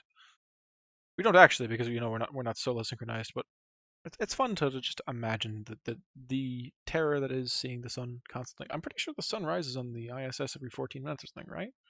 Is that a number I'm quoted correctly? I could well be wrong, but yeah, it's pretty nuts. Huh. Yeah, as you can see, the apoapsis is going to keep diminishing there over time. I could speed this up for you guys. I'm sorry. Part of the live stream experience is having to go through these big waiting stretches for the later streams and episodes, because I'm releasing these streams as episodes in the future. So, come Mondays, people who watch those videos won't necessarily have to suffer between the really long warps, say to Duna or to Eve, which can be pretty exhausting. And don't even get me started on the one time I actually managed to launch a mission to Elu. Just having to sit there like on my phone for 30 minutes basically, whilst it was warping. It was ridiculous. Or no, sorry, it's the burn. It's the burn that always kills me. Not even the warping. Warping is more often than not fine. Okay. Once we hear that nice music as well, it's a nice indication that we can actually just go back to warping. Alright, let's keep bringing that apoapsis down. Slow as it can be. And it's actually bringing down our periapsis as well, which is kind of nice. Bringing down our periapsis will then, of course, increase the amount of drag we're experiencing. So, I like how accurate this measurement is compared to the one we're actually displayed here. It'll bring us deeper into the atmosphere, which will increase the effective atmospheric drag, which is always nice. Keep forgetting to start the warp there before I even hit the periapsis, but it is what it is. Let's have a look at the ship. How's it doing? Well, it's seen better days. You know what? I might actually just extend the landing gear just to see if we can add a bit more drag for the time being. Once things start heating up, I will retract them. I just put them there for a bit of extra protection. But having them out couldn't be the worst idea, I suppose. Very few ideas are the worst idea. Okay. We have the space music again, so let's spin up.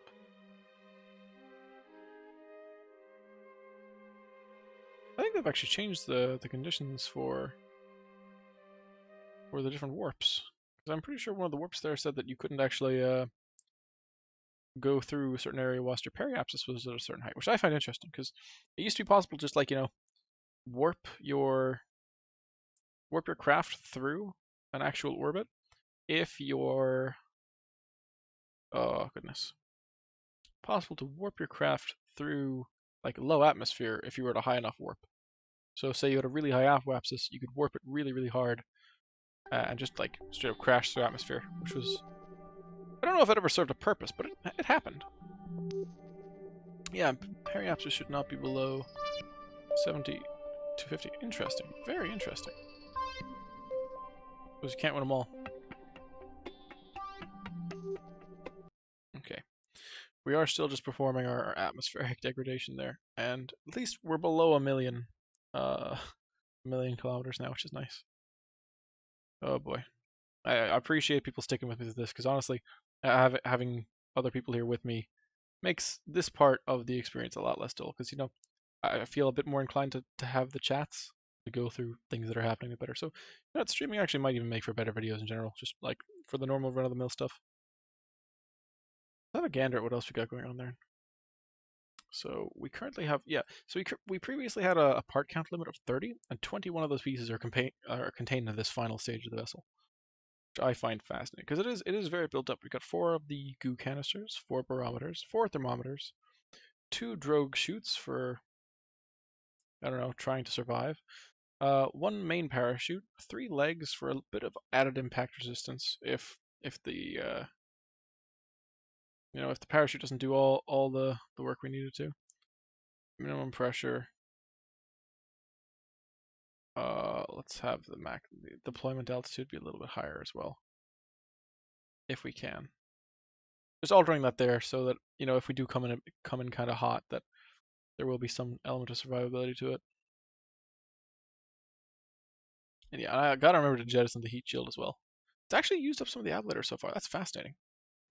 I wouldn't have thought it actually would have done that. But apparently we've experienced enough atmospheric roughness now to consume some of this material. So this heat shield here actually gets like degraded over time as it passes through, atmosphere, and it melts off essentially to wick away heat, which is an interesting method of managing it. I'm glad I can just activate the legs in and out as if to cry out against the raw injustice of being stuck in atmosphere. It's fine though. We are very slowly making progress. I say very slowly, like we just lost 50,000 Yeah, no, 500,000 kilometers. God, I'm not even reading this right. The numbers are tough. We're flying at Kerbin. We've been flying for 3 hours. Oh wait, no, that's 3 days, 3 hours. We're currently suborbital, which is fair enough. We're suborbital because our periapsis is actually in atmosphere. Yeah. So with all this warping, we're not for the warping. This would have actually taken like 3. Well, so a Kerbin day is 6 hours. So we would have been here for what, 18, 22 hours already, just doing this one mission. So warp is honestly a blessing. Okay, we're almost below. We are making progress. We are, and it's not fair to say otherwise. Definitely having the legs out is helping. I can't reset the goo canister, and we're gonna close it. That's fine.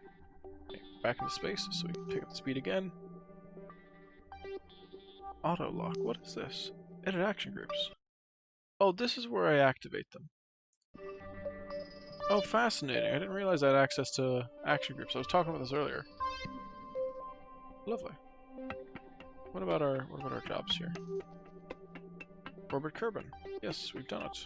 Contract complete. Yep. And we've entered orbit. We've returned to surface from orbit. We've broken a speed of 2,500 meters per second. We've initiated the first flight of the moon. We've escaped the gravitational influence of Kerbin. And we have escaped the gravitational influence of the moon. And it explored the moon, apparently. Yeah, gathering the scientific data and returning to Kerbin now is what we're working on. But otherwise, we've actually already completed one of our 3 mission parameters, which I think is pretty great. Right, and then once our warp breaks down, I'm just going to start the warp up immediately again. Get that at 4 times warp speed. Might actually be able to do this test as well. Didn't manage to do it on our last recovery from an orbital mission, but that's fair enough. Okay. How's Jeb doing? He's seen better days. But, oh, thank goodness. Okay, so yeah. It is a bit of a... there's a bit of momentum to it, I suppose is a good way to describe it. But we're not out of atmosphere yet. Oh, now we are. There we go. Yeah, so there's a bit of momentum to it. Like, the deeper you go, the better. And as your craft slows down more, that drops the apoapsis, and then you're not accumulating as much speed when you pass the periapsis next time. So when you lose speed, you're losing even more speed. It's a bit of a positive feedback cycle like that. And so I think maybe 5 more cycles should see like a significant change in our situation. Honestly, maybe we should have dropped the periapsis to like 63,000 meters instead of 65, but I was also playing it a little bit safe because of the fact that I wouldn't be able to revert this launch, given that I had to go and upgrade some buildings kind of mid-run, if you get me. I would love if we had a bit more electricity as well. That'd have been nice to have been able to, like, make sure that the fat end of our ship is facing the right direction. But you can't win them all, I suppose. Right, we should be able to speed up now. Lovely. Go on. Give us what we're looking for here.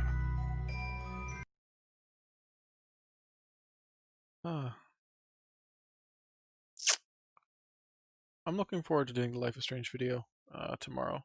Like, recording it, rather. Because it's nice just to settle down, get into something nice and long. I'm gonna honestly take like between the stream yesterday and like the talking. I'm assuming I'm gonna be doing for like a good bit more today. Um, I need to maybe rest my voice a little bit. I was editing the Siege video I published there earlier this morning. That was actually quite nice. But yeah, getting into it. I'm probably gonna have a lozenge after the stream is done. To be fair, but I've been using my voice a lot. It's not that I mind. I actually, honestly, probably one of the reasons I do this is because I'm such a gabber. I don't really have an issue with chatting too much. But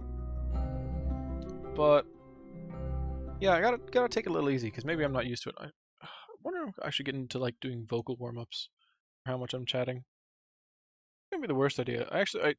If I'm like trying to record just after I've woken up, I will like go through like some old choral warm-ups, like just to make sure my enunciation is fine. I'm not like slurring too many of my words. But yeah, can never be perfect. Uh, maybe though, if there was some way to like make all the talking a little bit easier myself, that'd be nice. Hey, well, our prestige is nice and high anyway, which I do appreciate. Messages are good. Yeah, all that information's fine. Toggle time mode. Year, day, and then interesting. Okay.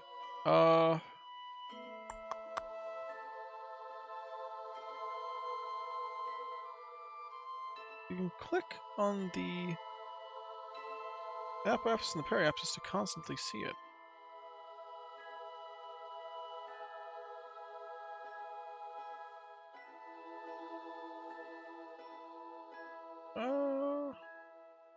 Right-click on the app-apps and the peri-apps. Oh, as in like... Oh, it's pinning their live values. Oh, that actually is really handy. Thank you so much, Loco. That's actually super useful. I never knew that before. That was a great little trick. Oh, that's really satisfying. I accidentally locked onto the planet instead, but I don't know. It might make for some better viewing. Oh, that's very good.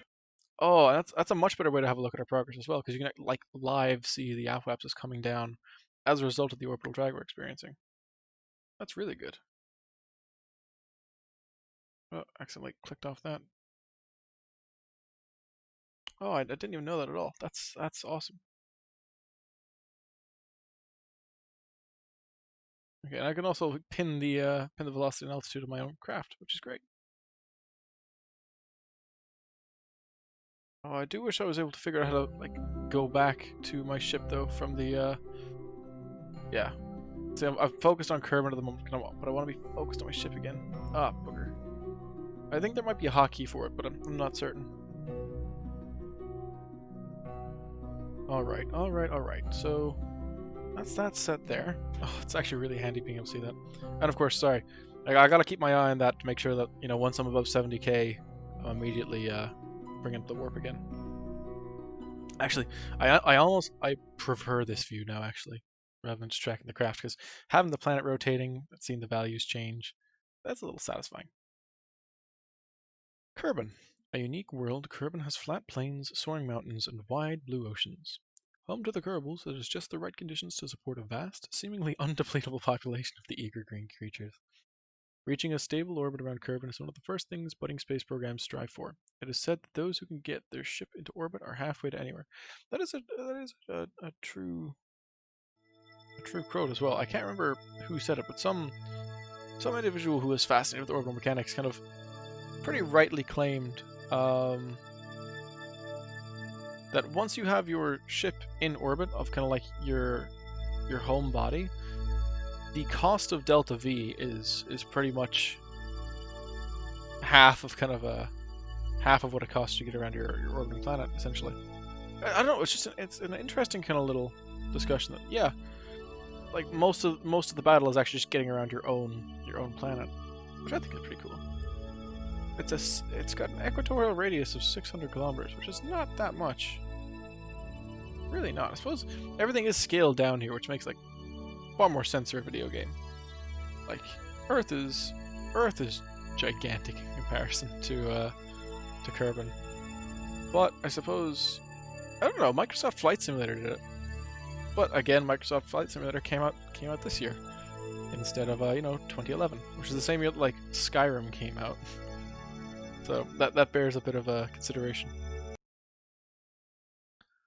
All right. And the app websites just keep coming down, which is awesome. Oh, that's such a nice trick, being able to pin it there.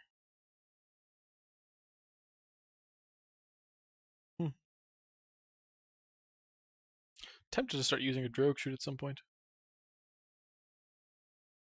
Oh, sorry, that's the hotkey. Sorry, I just took that to be like an inflection or something, like you were using tone in the message. That's actually quite funny. Okay, good to know that actually. But I think I will stick with kind of like my adaptation that looking at the planet is nice, but it's nice to know that that's the hotkey for it. Thank you very much, Logo. Much appreciated. Okay.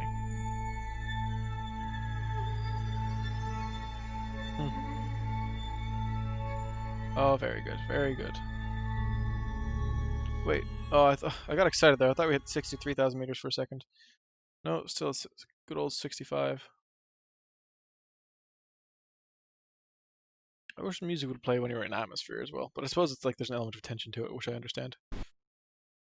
How are we doing here, Jeb? Can't rotate the craft or anything either, which is fair enough. Let's have a look at what you're seeing here. Well, you're obviously probably getting pretty disoriented. Not that bad though. It's a nice view out the window. But oh, all that rocking. How are you not getting seasick? Just seeing the. I suppose because the motion isn't really relative to you, right? All you're seeing is the horizon wiggling this much. Things are fun otherwise. We're back in space now by the sounds of it. A clock going nuts. We're coming back into it now. That's still quite the high orbital velocity there. Oh well, can't win them all. Okie dokie. What other levers can we fiddle with? Yeah, shift and control are just moving that lever up and down, which is pretty nice. Any lights I can toggle?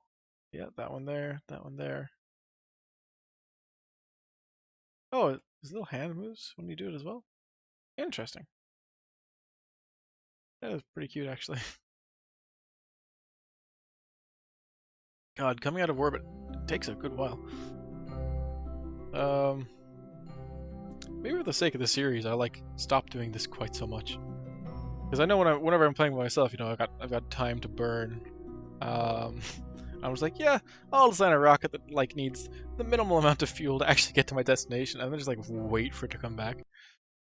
Can you imagine? I mean, like, it's it's almost an encouraged gameplay style in a way, given that like the Kerbals don't have like vitals, and it's not important that their mission is conducted as quickly as possible.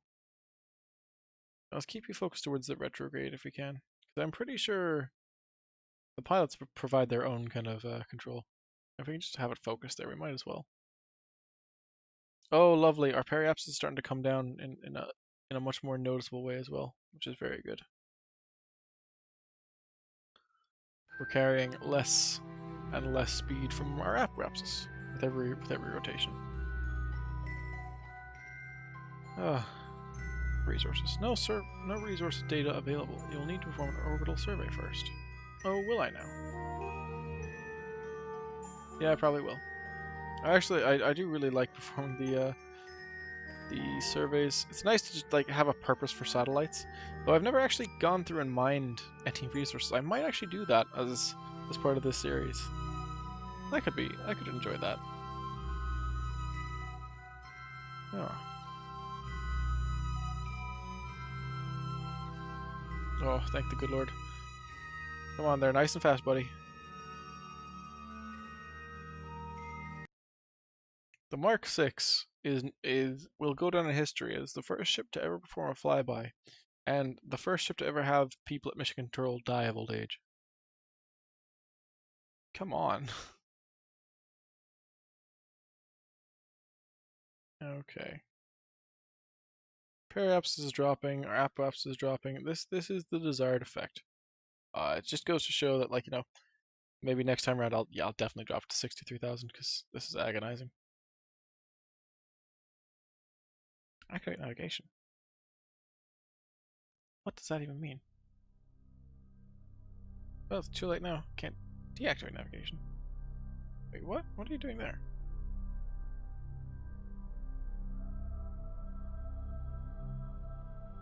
Navigation waypoint.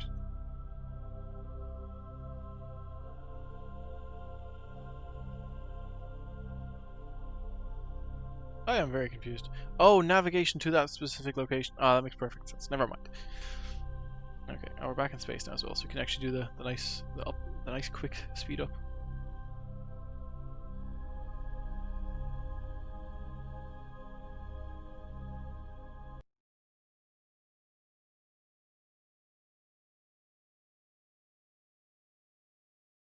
Okay. Maybe the music's not playing because I have it on the warp as well. That's probably a factor. Should grab some music to play in the meantime. but then it's just gonna switch back on as soon as we pass back into orbit, so I better probably not. You know, it's really interesting actually, because Kerbal Space Program is made with stock music essentially. That like I will hear music just being used, like, I don't know, in the background of videos or kind of any kind of vlog or anything like that, and it'll just be the Kerbal Space Program music. I'm like, what? Because that's really how it's strong the associations become. Okay, 56,000 kilometers now. You can do a bit better, Shirley. Don't call me Shirley. Actually, I might honestly just open one of the drogue chutes next time I come back around. Okay, warp faster, please. I would say I'm a busy man, but I'm really not. I'm not taking care of all the work I need to do for the day. I mean, I've got a bit of laundry to do, I suppose, but outside of that, I'm fine. Where is this navigational connection going to? It's just like random points along the ground. Surely it should be connected to the space center. Suppose you can't win them all. Right, let's get you back up here. And once we're around again, we are going to activate that parachute.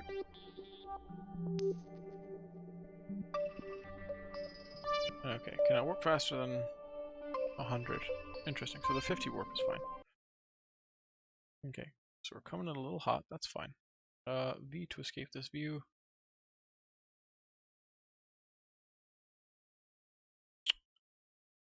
Crew hatch, wrong. Where the parachute's gone? Here we are. Minimum pressure. Ah, we need air pressure. Deploy the chute. Yeah, why not?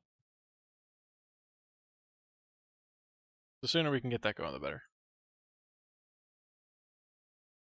Because that will give us some element of control over our crazy lives.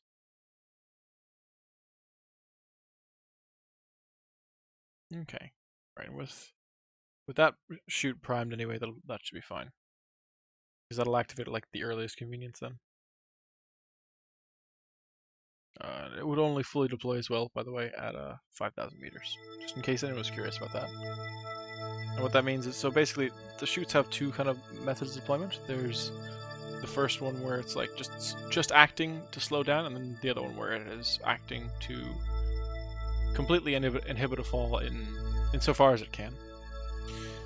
It's interesting actually there aren't more different types of parachutes, like aerofoils that you could use to direct a craft as it's falling. I imagine that would have worked out quite well.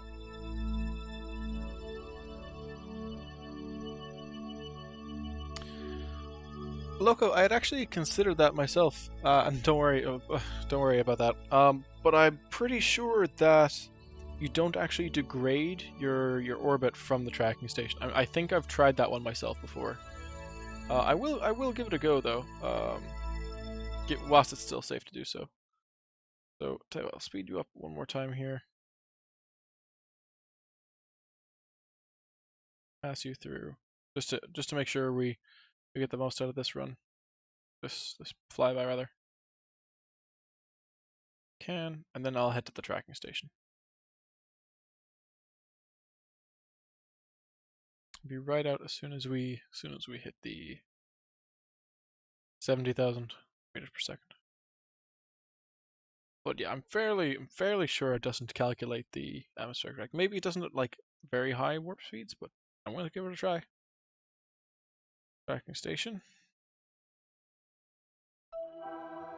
So yes. Let's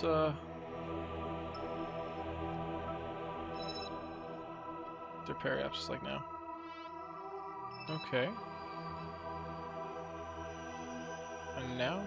Still 909. Still 909.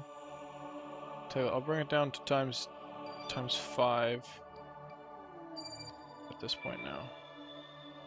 Still 909. Yeah, so unfortunately in the tracking station, it won't actually allow me to do the orbital kind of braking maneuver I'm trying to do. But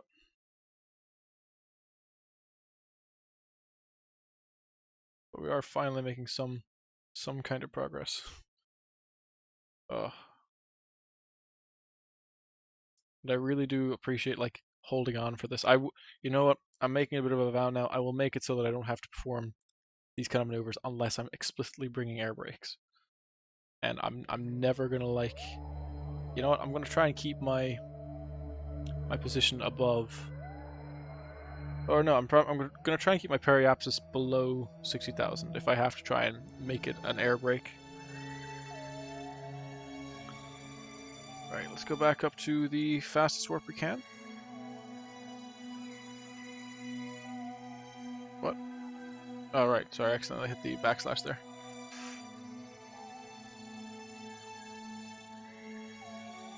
Why am I not seeing the more detailed atmospheric information now? Docking mode. Ah, because I want to be looking at the orbital details. Of course.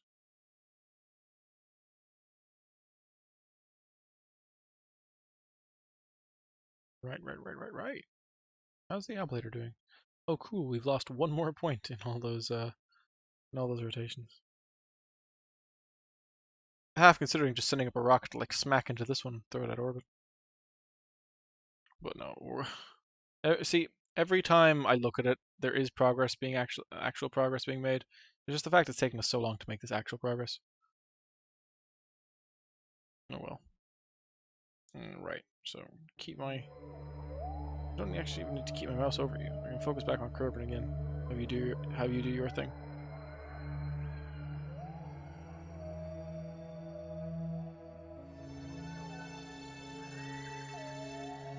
Nice to have the moon in the background. It's a very, very photogenic game, actually, I would say. If I have to describe it as anything,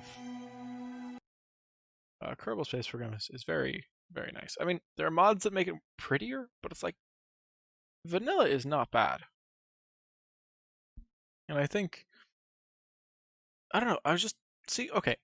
When I was actually filling out the description of the game for the stream, you get the option to say what game it is you're playing, and naturally, go type in Kerbal Space Program, and it also tells you the date it was released and published. I can't believe this was actually published in 2011. Like, isn't that? It's crazy. The same year as Dark Souls and Skyrim. But like, when you're holding that graphical caliber, that only seems fair. We're back in space now. Goodness me. We're so close. We're so close I can almost taste it. And the lower orbit as well, the more eccentric it becomes, so the more circular. And when your orbit is more circular, you're going to spend more time in the lower part of the atmosphere than you are along the arc towards the apoapsis. So every pass-through improves the efficiency at which we are actually degrading our height. Can you imagine now, after all this, we end up actually dying? That would just, I would go nuts. I would go absolutely mental. Escape velocity is 34,000. Jeez, 3,431 meters per second. Huh. Interesting. I'm curious.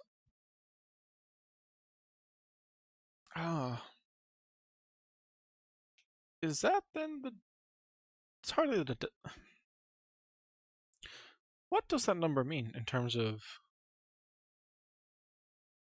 Okay, I'm gonna pose a question now. Does that mean that the actual delta V requirement is over 3,000 to escape? Is that what that means? Oh, I suppose that would make sense. Like you need to hit 22,000 if I'm not mistaken to get into orbit. Then needing to almost double that to escape. It does make a level of sense. That's fair enough. Oh boy, did not want to read the manual. I will test this parachute. I will do it. It will be great. Should have probably not included much of the monopropellant in the ship. It doesn't weigh very much, but it is possible to take it out to reduce your weight even further. So if you're really trying to go for the stingiest of builds, that is one good way to do it. Okie dokie. No, come on, let me slow it down and the speed up again.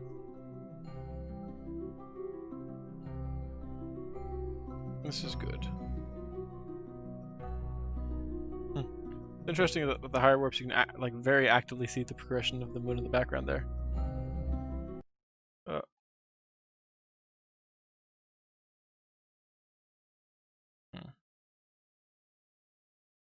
God, this is aggravating. You know what? This is getting cut. Like no questions about it. This is absolutely not making.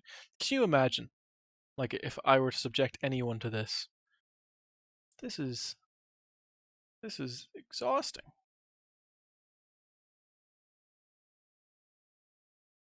It's about 300. Wow, is it actually that high just for orbit? Oh wow. Okay, I didn't know it was. That's quite expensive. But yeah, I suppose I might have a look at the Delta V maps if I'm planning any missions outside of like the moon and outside of Minmus, because that could probably make future sessions a lot easier. Okay. Oh, finally, we're starting to see some real progress here now, which is really good. Don't know why, but all this waiting is starting to make me hungry as well. So it's like, oh, do I want to go make myself a sandwich or something? Honestly, God, I could probably just leave it there and make the exact same amount of progress. But I mean, I say that it's been warping around for what 8 times 6, so 48, 48 and 4 hours. So, geez, 52 hours of time, like physically speaking, in terms of how the games have modeled, have passed since the beginning of this mission, which is obscene. I will say maybe a day or two of that was passed just in the tracking station, just trying out the alternate method to see if we could like speed things up even further. But tragically, no. It would be nice if it did model a little bit faster for the aero braking. Make my life way easier.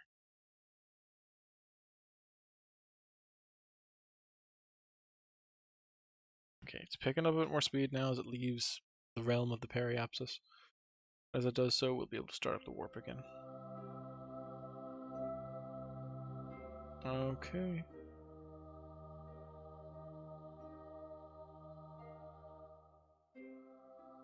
It really doesn't like the idea of having the periapsis below 70,250 meters. Which I guess I guess I get, but also let me break your game. No, I think it's a nice patch. As I was saying earlier, it was just like it was possible to warp through atmosphere and kind of like miss it somehow, if you get me. But it is how it is. Actually, would spinning help? Spinning's a neat trick. I don't have any electricity to actually spin it, but I suppose Jeb could if he's piloting it, right? Alright, we're starting to speed up a bit now more, but... Oh no, we're still dropping velocity. We're not picking it back up again. I suppose you would once you're past the periapsis, never mind. Oh. There we go. Speed you up again, now they're a little bit higher. Speed you up again. You're gonna slow yourself down automatically. Lovely job. The music just cuts because it's fun. It's fun to hurt those around you. God, Jeb's having a wonderful time though. Good for him. Does the stupidity factor on Kerbals actually do anything, do you know? Because they have like braveness and stupidity as like stats for some reason. I've always wondered if those were like, purely for, giving the Kerbals character, or was for giving the Kerbals character, or just, are they actual stats? I'm curious. Maybe like bravery is. Because I know Kerbals can pass out if they experience adequately high Gs. Maybe it's to do with something like that then. Like maybe there's like some kind of personal stat. Because there's not much else personal that goes on Kerbal wise. They live for their jobs. they're not a terribly interesting people otherwise. Oh, thank goodness. The apoapsis is now below. It's going to be below 300,000 meters after this. We're getting so close, guys. Getting so close. Then we're actually gonna get to play the fun part of the game again.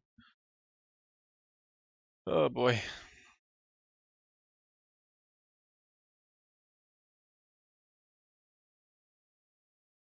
We are shaving off the meters though, which is nice. I definitely appreciate that.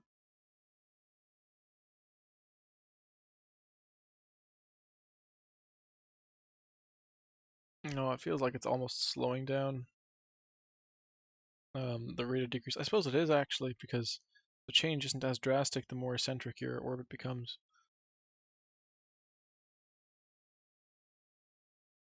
It's all right though. It's all right. We will start spending far more time in atmosphere, and that's going to lower our periapsis, which brings us to a thicker part of the atmosphere, which slows us down faster. Ultimately, it is a system where we do gain. There's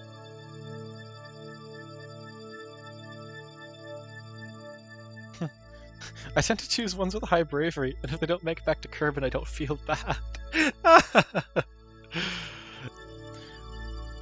That's actually really funny. Oh, that's really good. If they don't make it back, I don't feel bad. They knew what they signed up for. Oh, that's so good.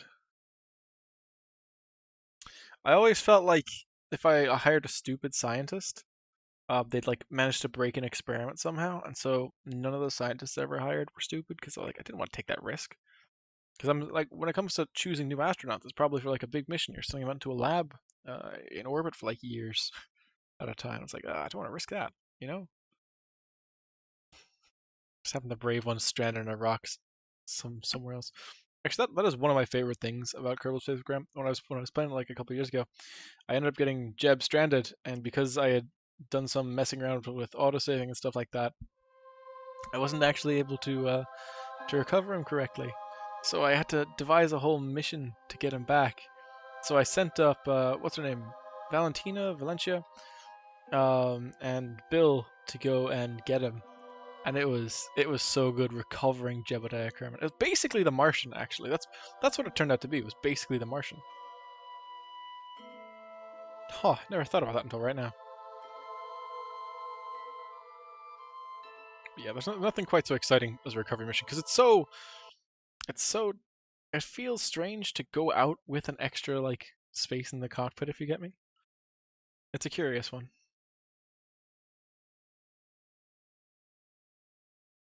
Okay, come on. I know what you're after here. Let's bring that apoapsis down. Keep on going. Uh, this is a video game. This is fun. No, I understand though. Modeling the physics at 4 times the normal speed, it's a tricky one. Um, and props to the game for actually having that in. Atmospheric interactions. I I suppose you could simplify it, like from a game design perspective, of just being like, okay, if you're in this region of space, you go slower by this amount. But because they have to simulate heat and everything, like that's what makes it really tricky. And then actually, even the fact they have a proper aerodynamic system in the game, like their wings generate thrust, like it's surprisingly complex, which I really, really do appreciate. Okay, cool. So we're gonna finally have our apoapsis under 24,000 shortly enough, which is really good. Which is really good. We're finally starting to make the gains we're after, if you get me.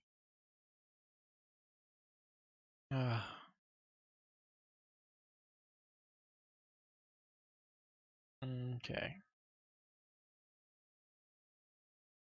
Note to self: bring additional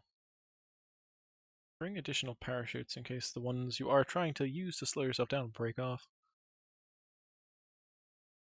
Say anything on the underside of it. I actually can't read it. The sun. Oh, it's got like some little blurred out stockholder text. That's fine. All my science has been performed, yeah. Toggle display, toggle display. Oh, log temperature. Did I not take it earlier? Whoops. Please tell me I took the data by the moon. Review data. Okay. That's the atmosphere there. You know, we're going back to space now. We'll catch that on the way back down.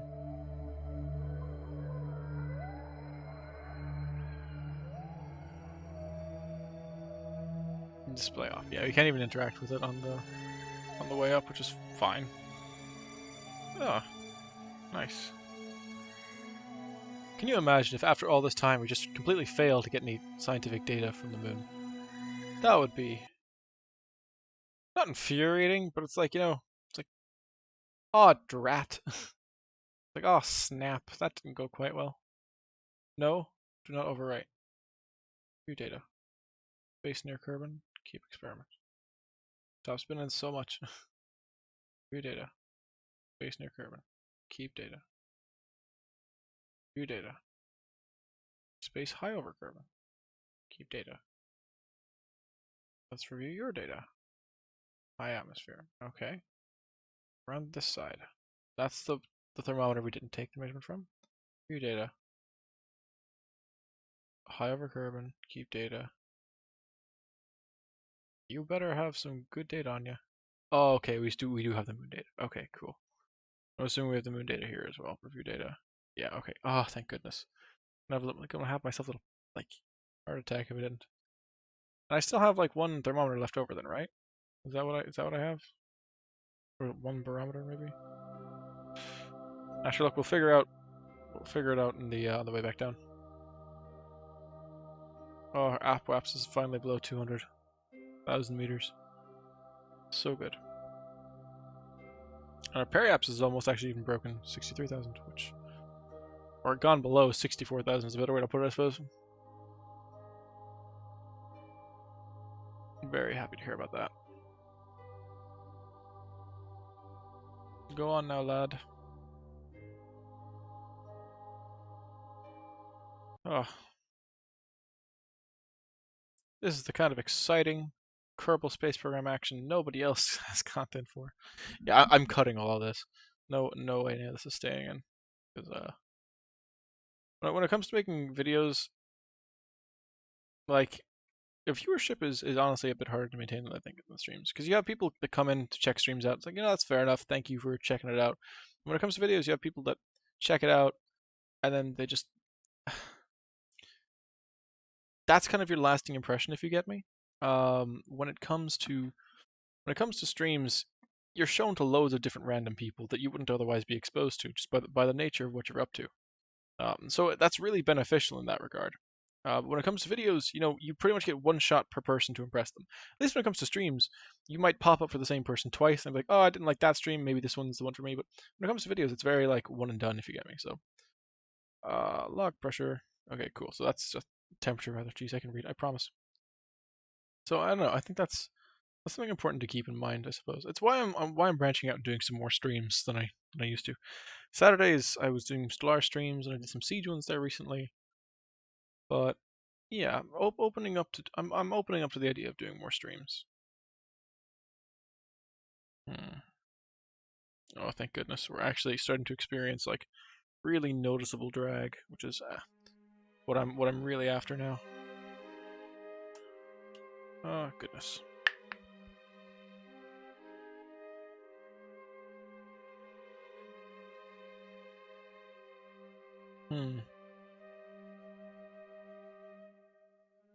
Go on now. Back down to orbit for you. Don't let me keep you.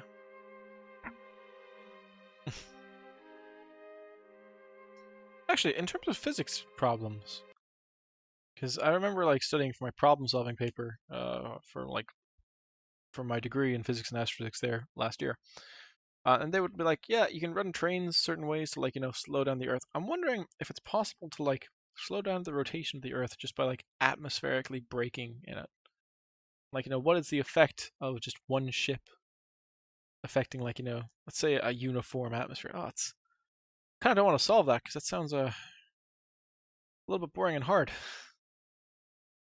I don't know. It would be a fun problem to play with if I ever found myself trapped in a room with a calculator and pencil.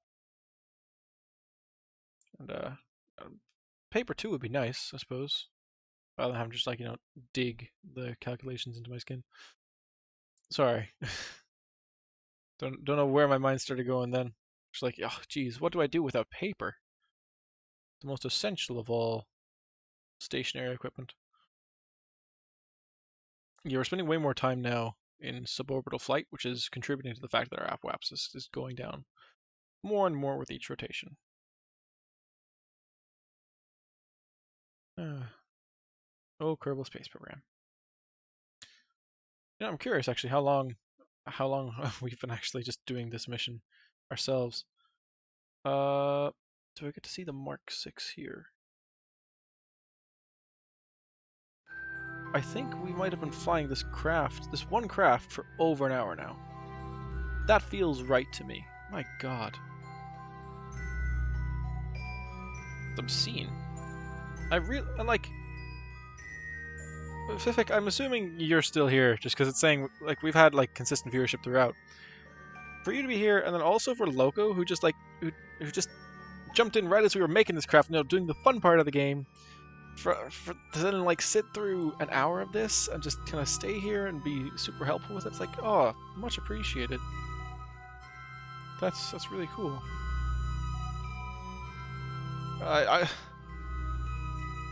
Every time I do a stream, not every time, but a lot of times when I'm doing streams, there will just occasionally be people who pop up just to make it like so much better, if you get me.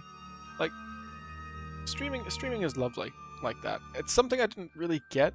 You know, I would never really watch streamers myself, but I think I'm really starting to like doing it just because of how nice it feels. It's like, yeah, there's that actual sense of some people are just interested in seeing what you got to say and what you got to do, even if that amounts to a straight hour of watching a command pod circling around a very large sphere. That is what it boils down to, and there's no other way to spin that. Maybe if I turned off the light, that'd probably do things for us. Rename vessel. Nah. Transfer crew. Just right out of the vehicle. You'll make it eventually, Jeb. Don't worry. Age won't do any wonders for you. Gotta make sure you condition and you moisturize. Gotta stay all fresh and green for space. It's a plucky mistress. If you're not at your physical prime, you are getting swiped left on, my friend. What an awful expression. Being swiped left on. Go on. Go on. Go ahead and make my day. Mark 6. Please. Oh, thank crikey. I think this actually might be the last run through. I genuinely think we might actually be meeting, like, maybe one more pass over the apoapsis, and then we're done. Oh, freedom. Glorious freedom from the tyranny of time itself. As soon as that drogue chute deploys as well, nice and high up, that'll be phenomenal.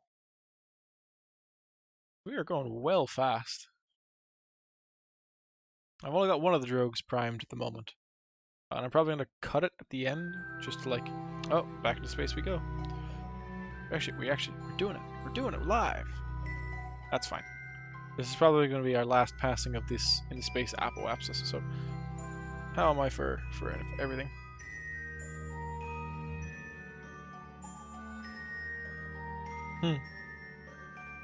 Worst case scenario, you can start the mission again. In fairness, I think it actually is going to stop this rotation now. So I honest to God feel like it's gonna, yeah, the apoapsis there has to dip below 70,000, and then it's just gonna be a nice gentle decay. No need for a rescue mission at this point. Though I would have entertained the idea, certainly. Oh, I'm delighted. This is what I'm after. This is what I'm really after. Okay. Let's keep an eye. Let's keep these pinned now, because that's a great new trick to know. Can we pin this as well?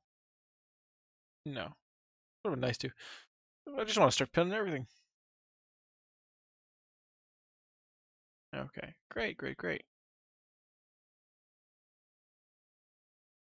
You know, I know it makes no sense, but I would always love to like see a bit of infrastructure around the rest of the planet. I know that would be like, obscenely difficult to manage and for like would not really need to be done for any reason. But it'd be nice to like see urban centers and like the dark side of Kerbin to have the planet light up a little bit. That'd be cool. But yes, there it goes. Our apoapsis is now actually below 70,000, so got it made. Right, this drogue doesn't look like it's going to be opening in any kind of safe way, so I'm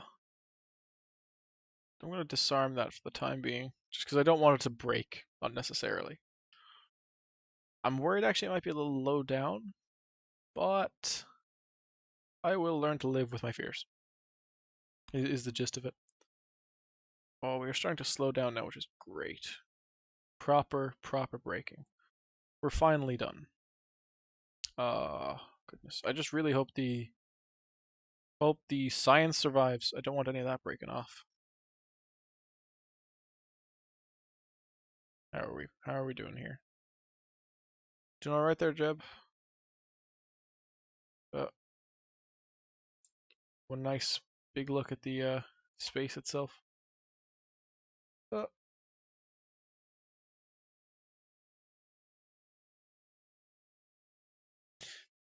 Yeah, I mean, they only created a space center, and then I think there's also like a small aerostrip away, like on an island near the space center.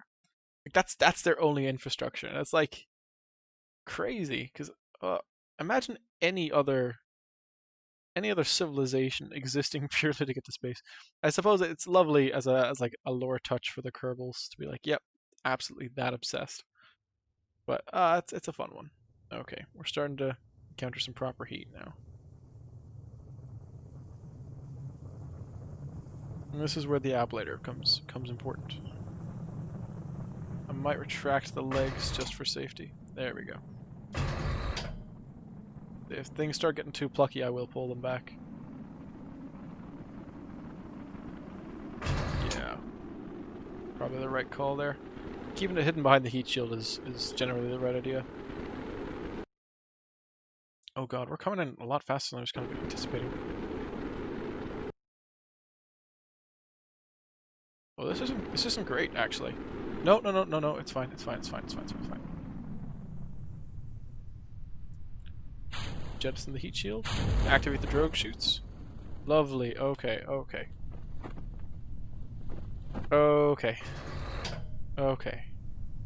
This has all turned out perfectly. This is exactly the way I wanted it to be. Was there a thermometer I could use here? Flying over the shores. Alright, it's not the desert anymore.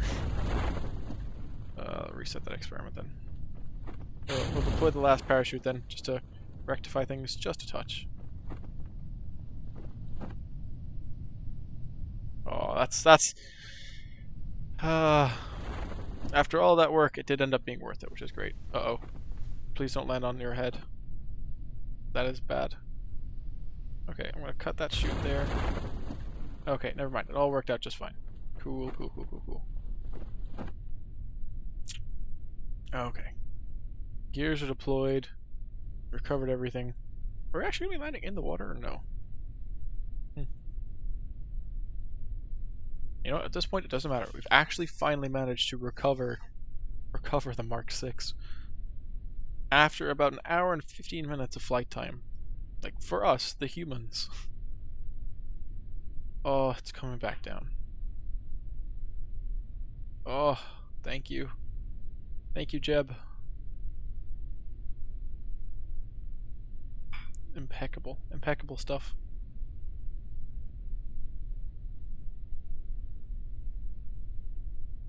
Oh, we're gonna make it. This is like the most satisfying landing. Now bring it down the speed. Oh, there we go. And the suspension does not break either, which is ideal. Alright, let's grab that last thermometer. Go a bit more science before we head home. There we go, this is the one. Just the right temperature to go for a swim. I feel like I need a swim. Drenched in sweat. I'm not really drenched in sweat, but like, you can imagine that Jeb's been up there for a couple days straight. He's probably had a bit of a while. EVA report, my friend. Yeah, let's keep the experiment. Then let's fall on your ass. That's a great idea. I was also going to suggest grabbing this guy here and then storing your experiment. and heading back off the ladder, doing a little jump, jumping and doing the EVA report. And if you do that, if you jump and then do the EVA report, you will actually manage to grab yourself a flying EVA report, which is worth a good bit of science by itself. So we'll keep that experiment, and we'll get back in the ship. Oh jeez. Oh jeez. Let's get onto it there. Well done. Right. And with that, we can recover the vessel. Mission success. Oh, crikey. Oh, and 152.6 science earned? That is... Look, that was quite the romp, but oh, and look at our bank. When we actually like were mid-flight, we only had like, I don't know, 9,000 Kerbal dollars or whatever to our name, and now we're up at 500,000. Oh, this is wonderful. This is what we were after here. Okay. So we can have a look at a bit more science then. You know what I'm going to do actually? I'm going to have a quick look at the mission control. What is it we need to do? We need to explore the moon. Orbit and return from an orbit. Well, tell you what, we'll do this mission. We'll do this mission, and then we'll call the stream there. So, explore the moon. Don't mind if I do. I still have to test this parachute. Whoops, kind of forgot to do it there. I was caught up in everything else. Okay, are there any new bits and bobs we can use to make this mission easier on ourselves? Reaction wheels are nice. Basic science is handy. Ooh. As much as I want to bring a science junior out to the moon, I don't really have the strength yet. So, oh, the battery's really nice. How about heavy rocketry? Skipper engines, we don't really have the fuel systems for them. Do we? Oh, we do. The Rockamex. What is a drainage valve? Hang on a second. While trying to solve the initial issue with the FTX-1 series fuel line, the engineer at Flood Dynamics had an ingenious thought. What if we just failed to attach a fuel pipe at all?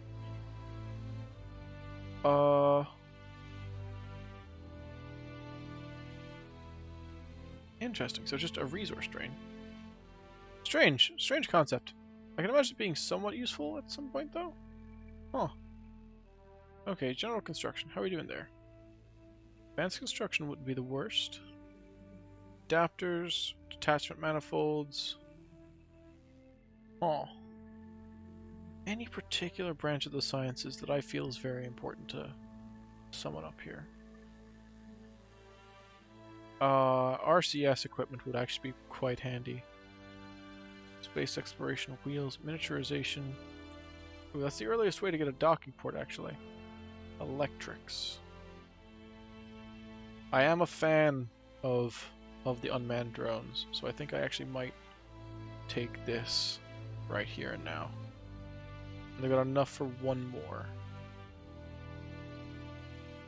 General construction, we're fine for that. These fuel systems aren't required just yet. That's really small stuff. And I think I might take miniaturization just to have docking ports available. Right. Okay, that feels like the right set of calls to make. Now we have one more mission to do for the evening. Or for the afternoon, rather. Whoops. That's where I am. Don't know why I said evening. I normally don't do streams unless it's very late on, but, you know, get the opportunity, might as well. Okay, so, orbit the moon. We'd like you to go to the moon and stay there in a nice stable orbit. It isn't personal, it's science. We can't just leave vessels in orbit of the moon forever. Those things are expensive. Return one to Kerbin. Alright, boss man. Let's do this. Okay. I'm going to take the Fredobadine. I know. Who doesn't want to orbit the moon with Jeb? I'm just concerned about fuel and logistics. So I'm just gonna take that one for the time being. Okay. Fuel tank. No, I need to recover this. Ah, jeez.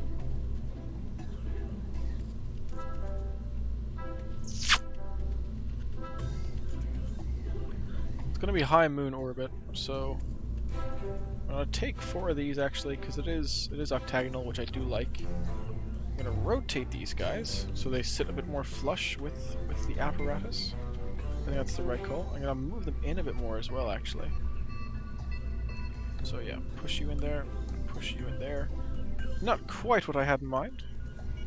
Can I create an action group, actually? I can. So, custom 1.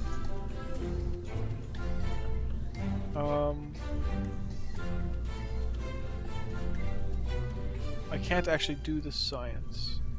Deploy limit. What? Oh, right, that's access groups. My bad, my bad, my bad. We're going to observe the mystery goo. You know what I'm going to do, actually? I'm going to pull these back out just for a second. Just to make my life easier. That's literally the only reason. Well, okay, right. So, action groups. Stage. Actually, no, sorry. I need to click on you first, don't I? Yeah, custom 1. Observe mystery goo. And does that work for every single goo? Oh, sweet. If so, that's really good. Okay. Then I'm going to bring a single barometer and a single thermometer. Right. Okay. For comms, will I take a high gain antenna or 2 communitrons?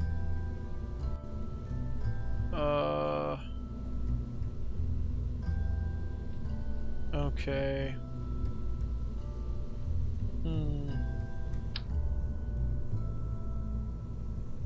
Should be alright if I like fold it, and then if I rotate this guy here, we should be well set.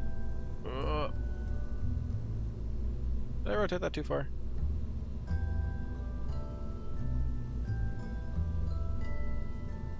There we go.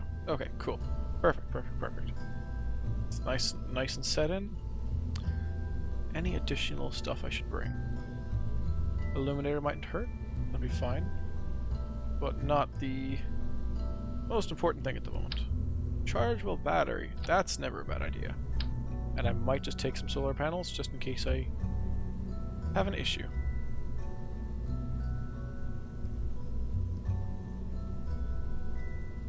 Yeah, where do these sit relatively? That's kind of nice. It sits over the barometer, which I don't love. No, actually, I might just put them over the... Yeah, over the science there. Right, and then I could probably move the science in then, as I kind of had initially planned. So 1 tick in that way, 1 tick in this way. Lovely. Ugh, never mind, it makes this look a little stupid. That's fine, I can deal. I can move this up 1 then. Oh. The barometer's here as well, I can move you up. Okay, okay.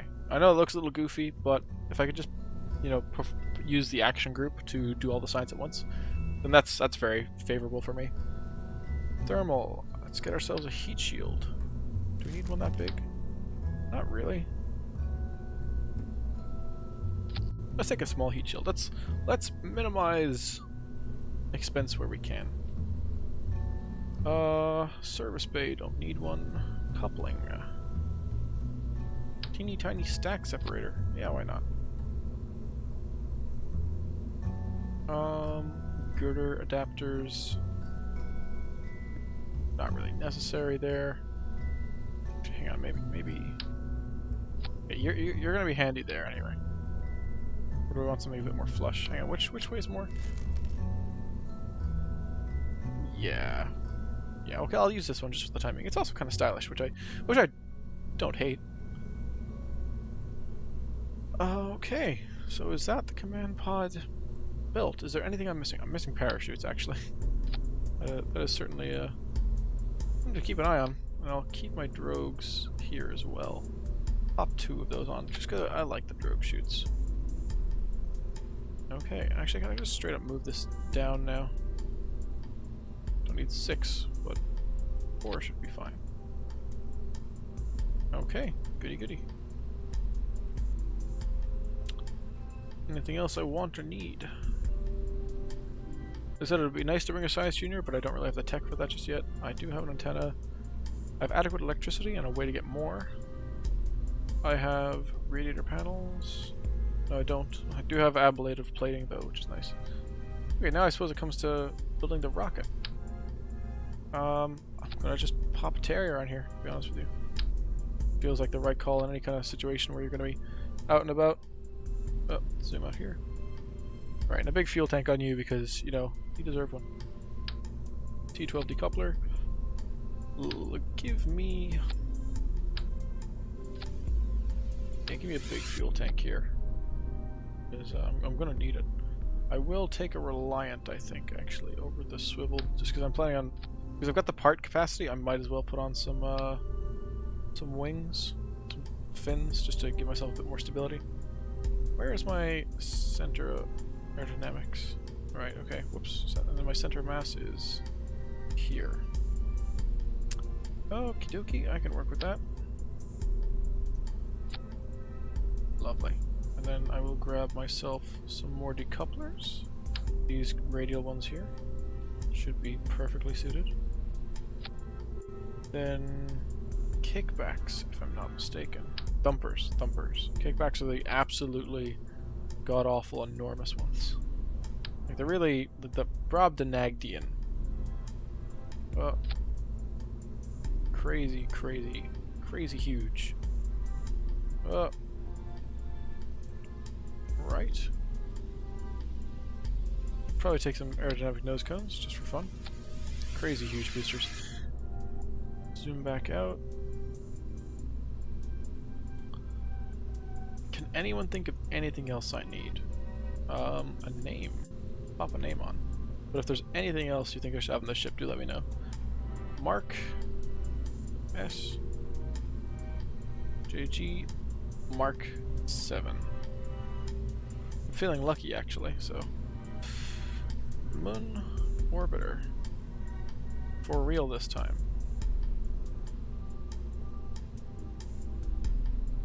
So the trick with this guy is we have to make sure that he can both reach the moon and then decelerate adequately around it to be captured in the moon's gravity and then escape that gravity and make it back to Kerbal. So it's not going to be easy by any count, but I think this ship has a chance of making it. Let's try it out.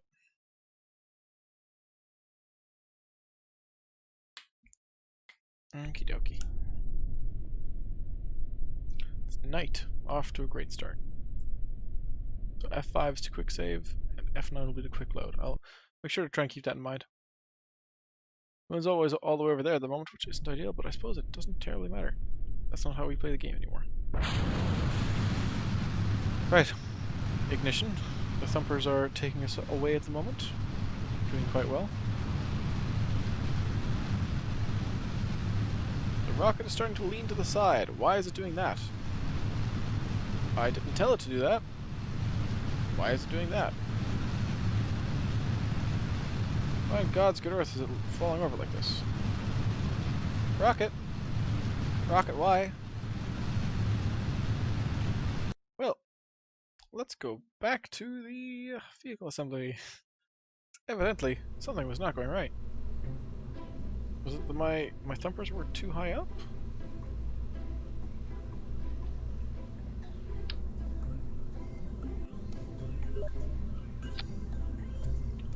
Well, I might bring these fins down a little bit.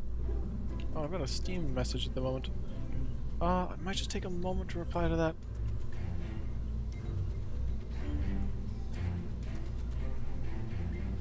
Streaming at the moment.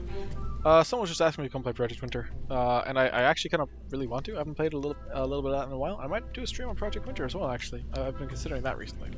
That could be fun. But yeah, if you're new, by all means, check out some of the other stuff. Ugh, Jesus Christ, because I'm a big fan of the Project Winter stuff myself. It's a very fun game. It's one of those deception games. You're gonna trick people and do other stuff like that. So that's always a good time. Use a swivel instead of the Reliant. Ooh, that actually is a good idea. Oh, that now. Okay, I'll go back to that. Revert flight. Yeah, I'll take that advice. That's just sound advice. Uh, I just don't like. You know, I love the idea of the Reliant just being like, you know, just go up, you know, and having the wings to substitute that. But I suppose these ones don't really have ailerons on them, so not much I can do. Or elevons rather.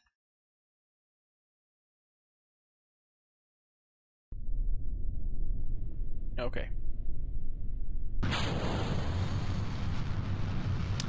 I'm an imbecile. I just started my rocket. Ugh. You know, we're gonna revert the flight back to the vehicle assembly. And I'm gonna make sure these are ordered correctly because I was a bit stupid there. Okay, that fires. This goes. I'm gonna actually make an additional stage for the drogue chutes. Okay. Save the Mark 7. Lucky number 7.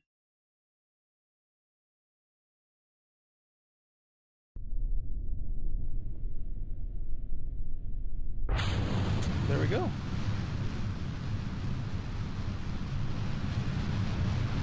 Well, it's not falling over yet, but it is starting to spin for some reason.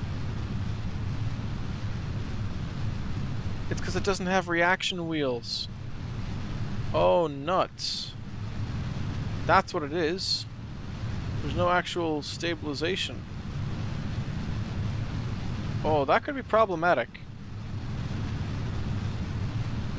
That could be quite problematic.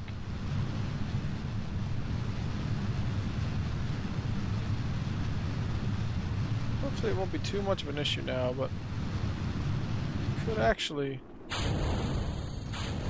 prove to be its own unique little issue. Oh, come on, don't do me like this. Don't do me like this. Nice and easy. Let's check our apoapsis. Okay, we're well above where we need to be. We're grand. Okay, so we actually don't have reaction wheels. This is something I need to be on the lookout for. Oh, crikey. Bringing the swivel was absolutely the right idea then.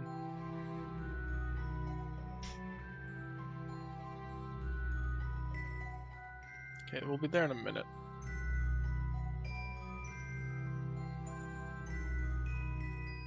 Oh, goodness me.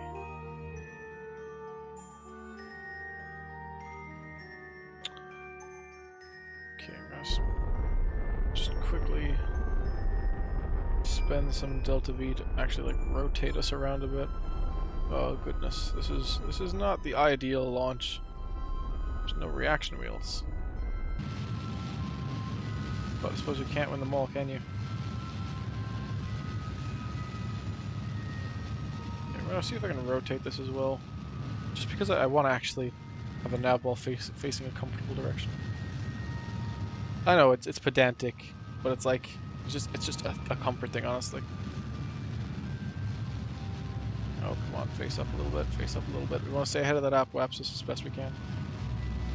Oh goodness, piloting the unmanned vehicles is much trickier because you might not know it, but Jeb does a decent bit of the work actually when it comes to the piloting. Here, let's pull you back up here. Come on, apoapsis. Come on, apoapsis. Don't do me like this.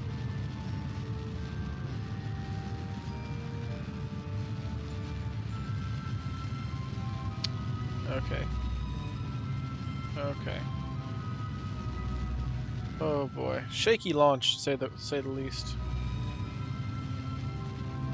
Probably gonna have to swap stages in between as well, which always costs you a little bit more. Oh, unfortunate.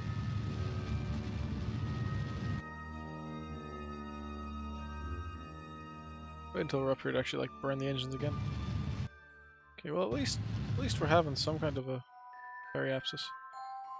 You know what? Actually, that is not a terrible orbit. How's our eccentricity? Yeah, that is very close to 0. Hey, this incredibly stupid thing ended up working. I'm just gonna eject the stage there, because honestly, we do not need it. Not for where we're going anyway at this point. Okay, right, that actually wasn't the worst thing that ever happened to me. Let's see where we're going. How do we intercept the moon? What is the cheapest way to intercept the moon, rather? Alright.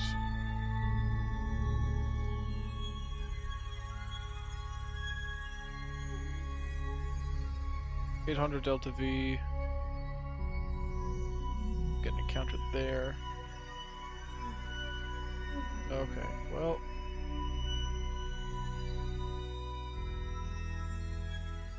Honestly, I prefer to catch it from the outside, so I can burn into an orbit. I think that's correct. I only vaguely know. And the closer I get my periapsis, actually, the better.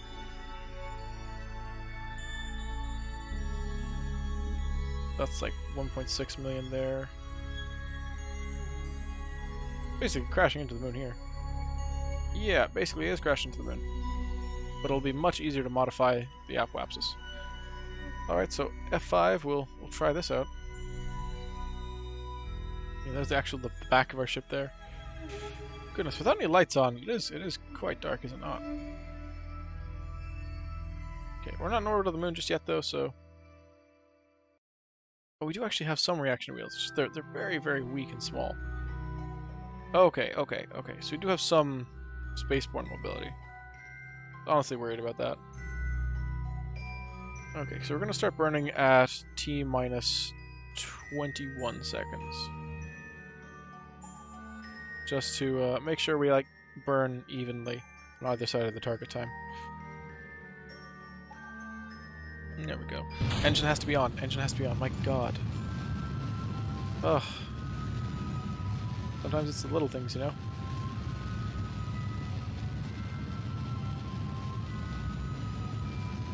Oh. Yeah, we're gonna have so much Delta V. I just hope we get what we're after, basically. Yeah, we're doing well for the burn time as well. We lost a second due to, the engine not being on or whatever, but honestly, it's going surprisingly well otherwise.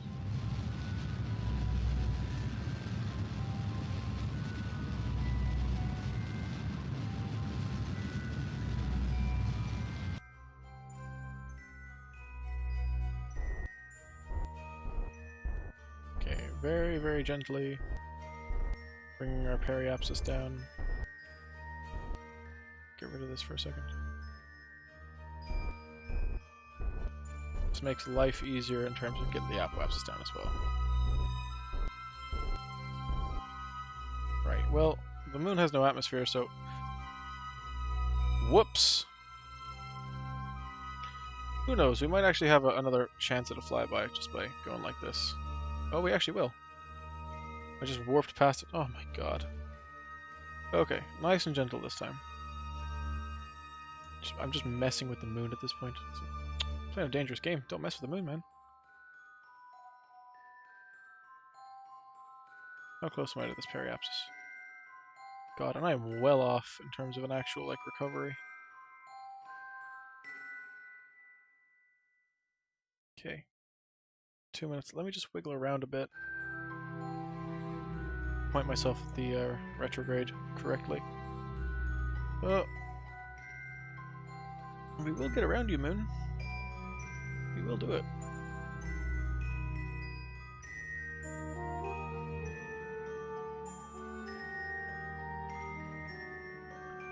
Let's just warp here just in case. It's unfortunate now that we're at a weird angle though, because it's probably going to make our recovery more expensive. But I do have an autosave, so if it really goes terribly, we can go from there. No, apparently that's it. We just orbited the moon. Cool. Is this classified as a low orbit? Hang on, let me... Okay, lovely. And we can recover all of this science now. That's the action group I just used there, if you're curious as to why that popped up. So that lets me... lets my life be a lot easier than it otherwise has any right to be. Okay, lovely. And I can't perform any temperature scans there. That's totally fine. Anything else we need to do here? No, we can just leave the moon now. We're done. That was moon mission. Thank you for coming for the moon mission. It was great. We quickly stopped by orbiting the moon. Now we just need to escape the moon, and that'll bring us naturally back into Kerbin's sphere of influence, because Kerbin is the bigger astral body. And then we need to sit through another hour of atmospheric burn. I promise you, I'm not doing that to you. I would rather. It's just not a fate I would wish upon an enemy. Like, it's probably a torture they use at Guantanamo Bay. It's like, yeah, you just have to watch this. Watch this. God damn it! You just have to watch the satellite recover via an atmospheric orbit, and you've just barely dipped your toe inside of Kerbin's atmosphere. That's your torture. You just gotta watch. If you try to sleep, we'll just inject you with adrenaline. If you close your eyes, eyelids are gone. You just gotta watch the decay.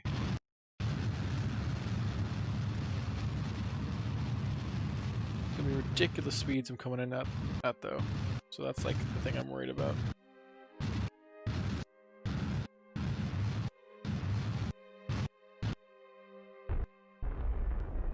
But yeah.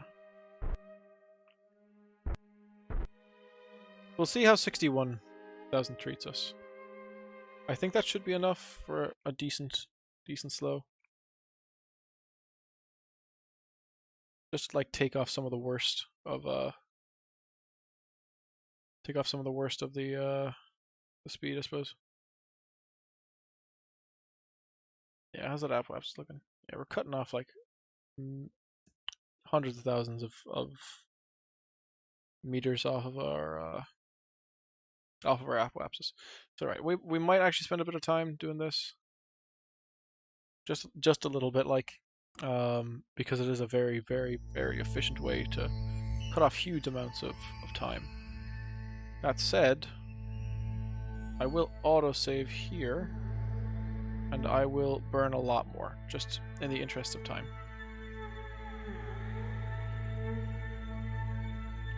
Because, you know, I don't want to make the same mistakes twice. Okay, that's probably too much, but sure, we'll see this time, won't we?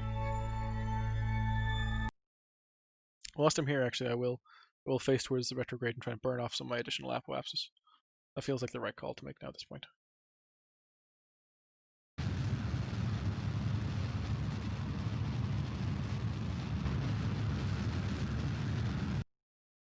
Yeah.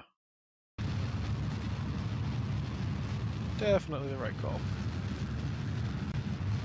Shaving off a couple million, like.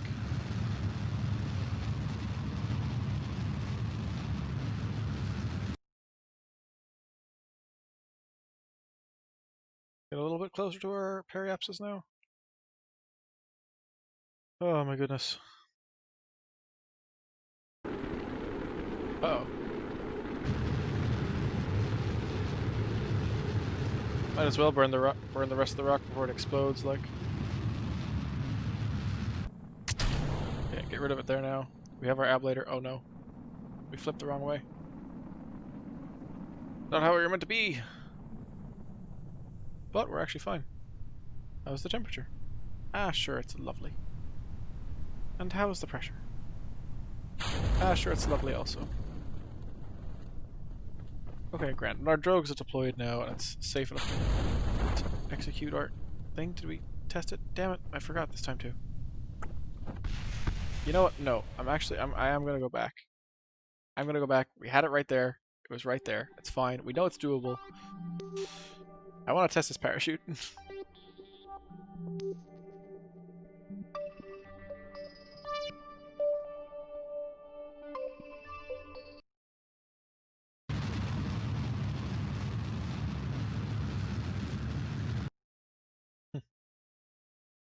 Just no chill. Just immediately like flaring the entire engine.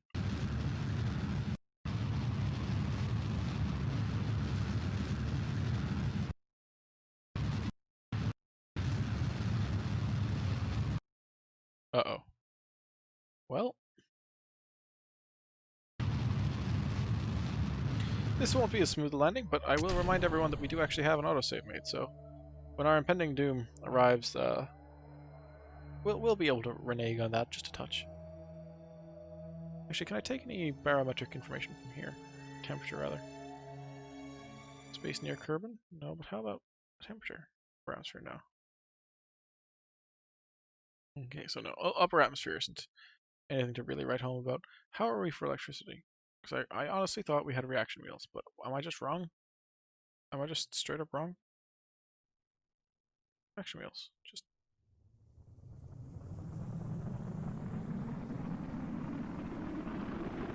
Well, at least the ablator's doing its job this time, I suppose.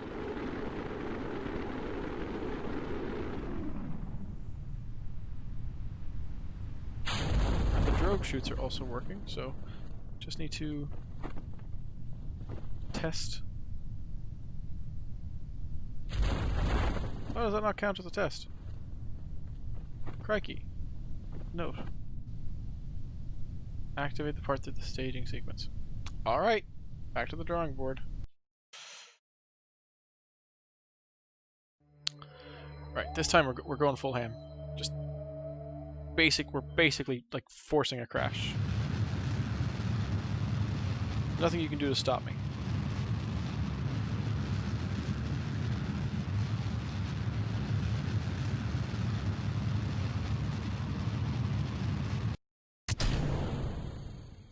Go on now.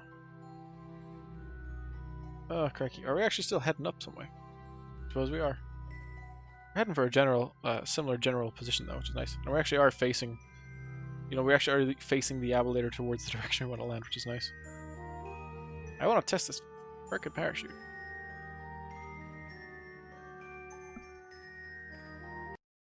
I have to activate it through the staging sequence. That's the catch.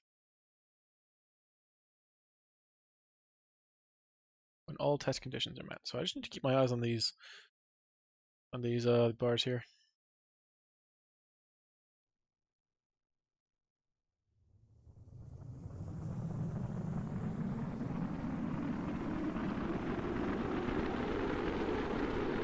Coming out a little hot, I might say. Otherwise, fine.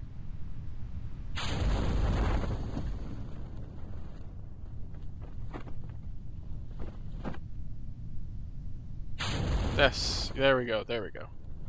That is the part tested, and once we recover this vehicle, this will be everything we want. So, log the temperature over Kerbin's water. Don't mind if I do. And the pressure while flying at Kerbin, if you don't mind. Lovely. We got it. We got it. Okay. Okay. This has been a successful mission. And once this guy lands, we return back to base. This will also be the end of the stream. And the episode, actually, if you're watching it on Monday instead of on Sunday when I was streaming this. It wasn't an announced stream, I just kind of started doing it, and going from that, I think I might make it a regular thing if people would be interested in actually seeing me panicking live instead of the pre-recorded panic that I decide you're allowed to see. So yeah, if you're up for that, I think I might do another thing on Sunday. So big streams with friends on the Saturdays, and then smaller streams, just me on the Sunday playing Kerbal Space Program with the episode to follow on the Monday. Whilst we're waiting for my ship to land, because it's honestly crawling towards the water at this point, even with the warp speed on. If you've liked the stream or if you've liked the video, do please note that with the appropriate button below. And if you're new to the channel and you want to catch more of this kind of stuff, also subscribe, because it'll be nice to share my passion for gaming and a lot of the games that I've enjoyed playing over the years with new people. So by all means, it's been wonderful having you. Thank you so much for watching. We're going to recover this vessel. Game? Is my thing just sinking? What? This is what? What on earth is happening? Is it just too heavy? Can we jettison the heat shield? Why are we sinking? Game?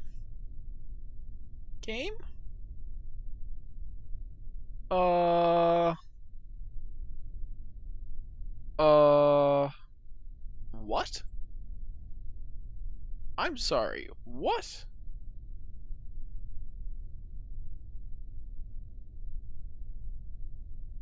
What?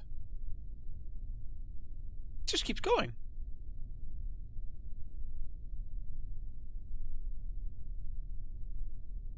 We're gonna reach the seafloor? Oh, I'm so sorry. I thought it was gonna be... oh, jeez. I thought it was gonna be ending there, but Are we just heading to the bottom of the ocean? How deep is the sea? I wasn't expecting this at all. What? I didn't think I'd be making a submarine like. This is Kerbal Space Program.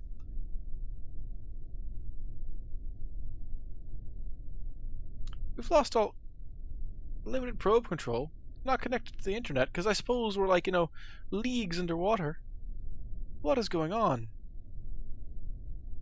If we land on the bottom of the ocean, will it allow us to recover the vessel then? Because I can't recover it. Apparently I've returned to Kerbin from orbit of the moon. I'm just at the bottom of the Marianas Trench, like. What? Since when has this been a thing? Is it... So you're in direct sunlight. Good for you, I suppose. Why do I just keep sinking? What is actually going on?